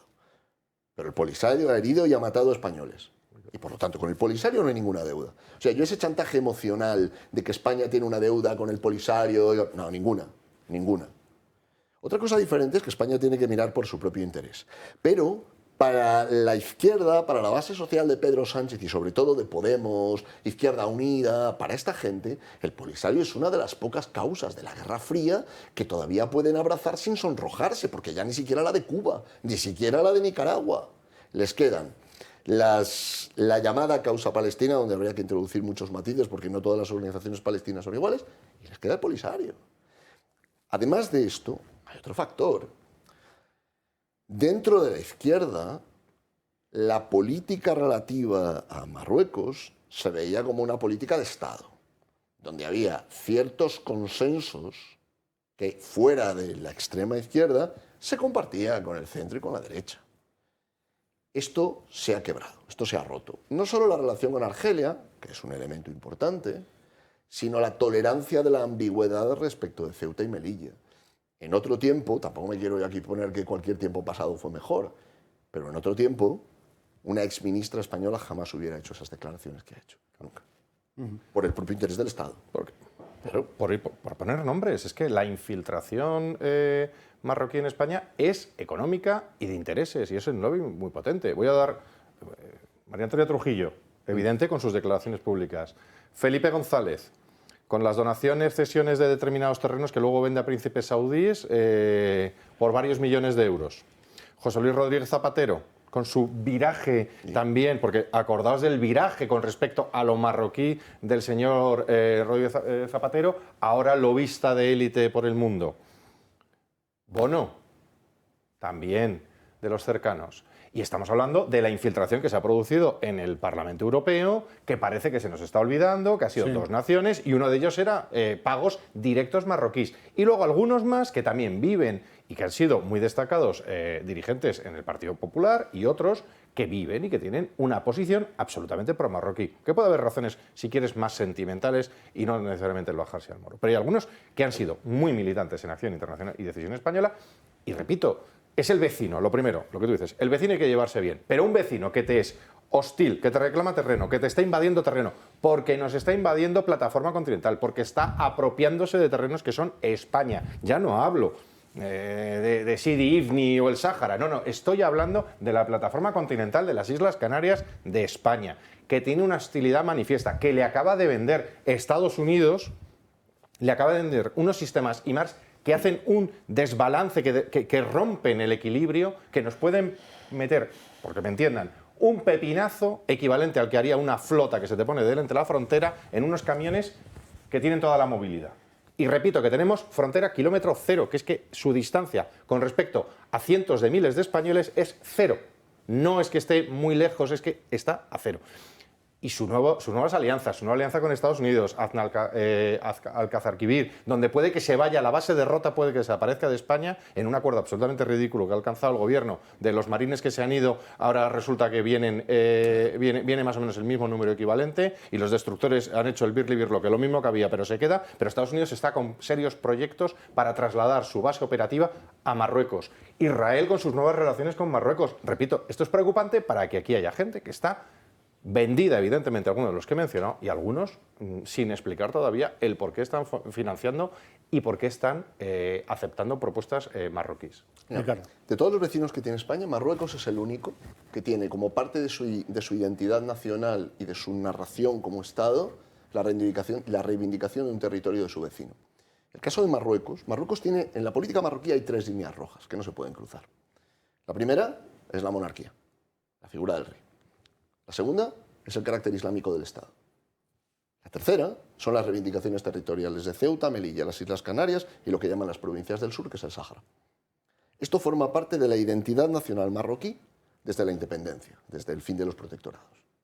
Esto hace que cuando nosotros vemos la relación con Marruecos es diferente de la que tenemos con Portugal o con Andorra o con Francia, porque ninguno de estos 3 países que acabo de mencionar reclaman territorio español como parte de su identidad nacional. Puede haber conflictos fronterizos, puede haber tensiones económicas, pero no hay ningún país que reivindique como parte de su identidad nacional que un irredentismo territorial falso, porque ni Ceuta, ni Melilla, ni las Canarias han sido jamás territorio marroquí. Pero esto hace que tengamos un vecino que respeta la fuerza, pero explota la debilidad.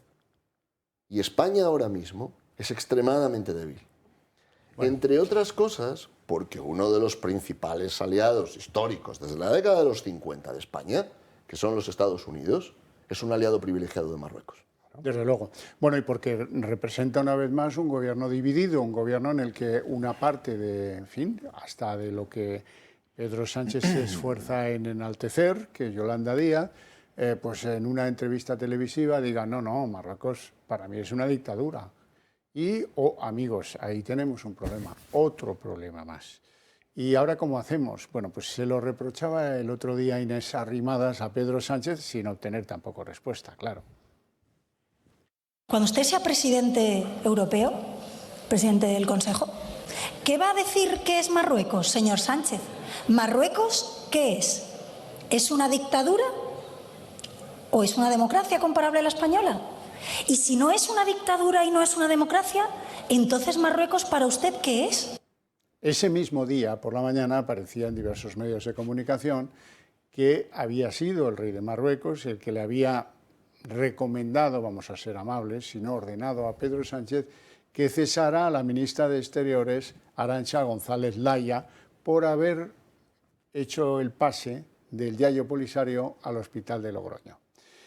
Bueno, pues eso es más que materia para que le aprieten las clavijas en el Congreso. Sin embargo, nada hubo, porque no lo pusieron ni colorado. Bueno, pues es que le importa un comino. En el caso de Laya es cierto que hay, incluso temporalmente, es decir, coincide la reclamación de Marruecos, que no, bueno, claro que es una recomendación, ¿no? Dice que, pero la recomendación de Mohamed VI, pues te puedes imaginar, tiene un peso real. Y entonces yo creo que tiene... Pero es que aquel episodio, el traer al tipo del Polisario y atenderlo en España, es de lo más lamentable que ha hecho nuestra política exterior. Y es que no tiene un pase. La forma en que se hace, la ilegalidad con la que se hace, la torpeza con la que se hace. En política hay algo peor que un crimen, que es la torpeza. Sobre todo para el director político de ese gobierno, que 3 meses después le va a regalar el Sáhara a Marruecos. Pero no lo sabían. Con un apunte adicional, y es que el Yayo fue paseado por la Haya desde Zaragoza a Logroño, siendo delegada del gobierno Pilar Alegría, portavoz ahora mismo del Partido Socialista Obrero Español. Por lo tanto, Mohamed, acuérdate también de Pilar Alegría. A ver, vamos quitando gente. Vamos a quitar Llévatela. No, es el que hace las crisis de gobierno. Yolanda, por favor, que cree que Marruecos es una dictadura. Qué ofensa tan grave. Bueno, Víctor. No, a ver, el tema marroquí debería ser objeto de estudio, pero en general, permíteme que toda la orientación exterior de España es que carece de sentido. O sea, es que tenemos probablemente al ministro napoleónico, en el sentido más, hablo del aspecto y hablo de las formas, tenemos al peor ministro de Exteriores que hemos podido tener en décadas. Y eso que Margallo no es santo de mi devoción. Y un expresidente de gobierno haciendo de lobista. La entrega. Primero, tenemos un problema con los expresidentes de gobierno de España. Hombre. No tenemos un estatuto de expresidentes de gobierno, solo nos aseguramos de que les entregamos una serie de servicios, ¿vale? Para una cierta dignidad. Pero fíjate, voy a hablar en un aspecto absolutamente teórico. Un país que genera que un tipo que no tenía una serie de contactos los desarrolla en el nombre de España. No lo rentabilizamos, lo dejamos ahí para que lo rentabilicen ellos por sí o por otros. Pues ya que se le pone oficina, oiga, convirtamos esto en un lobby. O sea, Estados Unidos durante una época, o sea, se ha roto. Sí que tenía, los expresidentes sí tenían una función... Funciones políticas. Políticas que se... Hombre, no te puedo mandar a un vicepresidente, pues te mando a un expresidente y hace algo en coordinación absoluta con el Departamento de Estado. España no tiene política exterior. España está haciendo el ridículo en el mundo. España tiene lo que llaman una política exterior feminista, que ya me dirás lo que es, porque yo lo he pedido. España habla de una gobernanza mundial, que yo he pedido en sede parlamentaria en varias ocasiones que me expliquen qué es eso de la gobernanza mundial, quién les ha elegido, quiénes son y quiénes mandan. Es que España está gastando miles de millones de euros entre cooperación para el desarrollo y otros gastos en el mundo este de la multilateralidad, en el que estamos cediendo nuestra presencia mundial en que, bueno, tranquilo, que es la ONU, que es la organización no sé qué, van a defender los intereses de España. No, van a defender los intereses pues de los canadienses si han puesto más pasta o de los noruegos si tienen ahí nombrado a un tío. Pero es que además hacemos el cateto, porque yo lo vivo y lo vivo con compañeros tuyos, ¿verdad, Mario? Vamos a las organizaciones internacionales y es que no tenemos plan. No tenemos plan. Y lo más que vamos es a ver qué nos echan hoy de o a enchufar a alguien cuando... Entonces, en un mundo que se ha vuelto más agresivo, en el que están modelándose las nuevas asociaciones, en el que se está cambiando los ejes estratégicos, en el que los antiguos amigos se pueden convertir en enemigos de repente, el caso marroquí, el caso del Sahel, el caso del norte de África, porque miramos a Marruecos pero no miramos a Argelia, claro, es que nosotros de repente nos cabreamos a Argelia, que es uno de los principales proveedores de gas, en el momento en que necesitamos más gas. Nuestra amiga y compañera Meloni se ha asegurado fuera del marco europeo un acuerdo preferente para asegurar que en Italia van a tener gas argelino. Y aquí estamos esperando a que la Unión Europea venga y nos dé el maná. Los alemanes se van y negocian directamente, los franceses se van y negocian directamente. Y el tonto del barrio, y así lo digo, con dolor, porque me duele España, el tonto del barrio sigue siendo España que espera a que todos vamos en plan club. No. Aquí hay que defender tus intereses, hay que trabajarlos y sobre todo hay que tener gente razonablemente brillante al frente de estas cuestiones, al margen de la ideología. Hombre, y aprovechar la historia de ser socio prominente de Argelia durante 40 años para continuarla y no hacer nada que pueda provocar a los argelinos a cortar esas alianzas, antiguas alianzas. Además que Argelia es la potencia militar de esa región. Ojo con eso. Pero hablando de Marruecos, los tiempos políticos, los tiempos humanos, los tiempos sociales en el norte de África son muy diferentes a los tiempos en Europa. ¿Qué quiero decir con esto? Marruecos tiene dos vías de presión. Una es la presión sobre la frontera, ha sido tradicional a lo largo de la historia de los últimos 1500 años. Esa es la realidad. Y saben además, y lo decía muy bien Ricardo, que cuando un país, en este caso España, que existe esa vieja reivindicación histórica del que ha tenido que salir de esa tierra y ha tenido que volver otra vez al norte de África, saben perfectamente que en un estado de debilidad la presión sufre impacto. Y hay una segunda forma de presión, pero es una presión interna. Es la presión por la expansión de la población marroquí en España.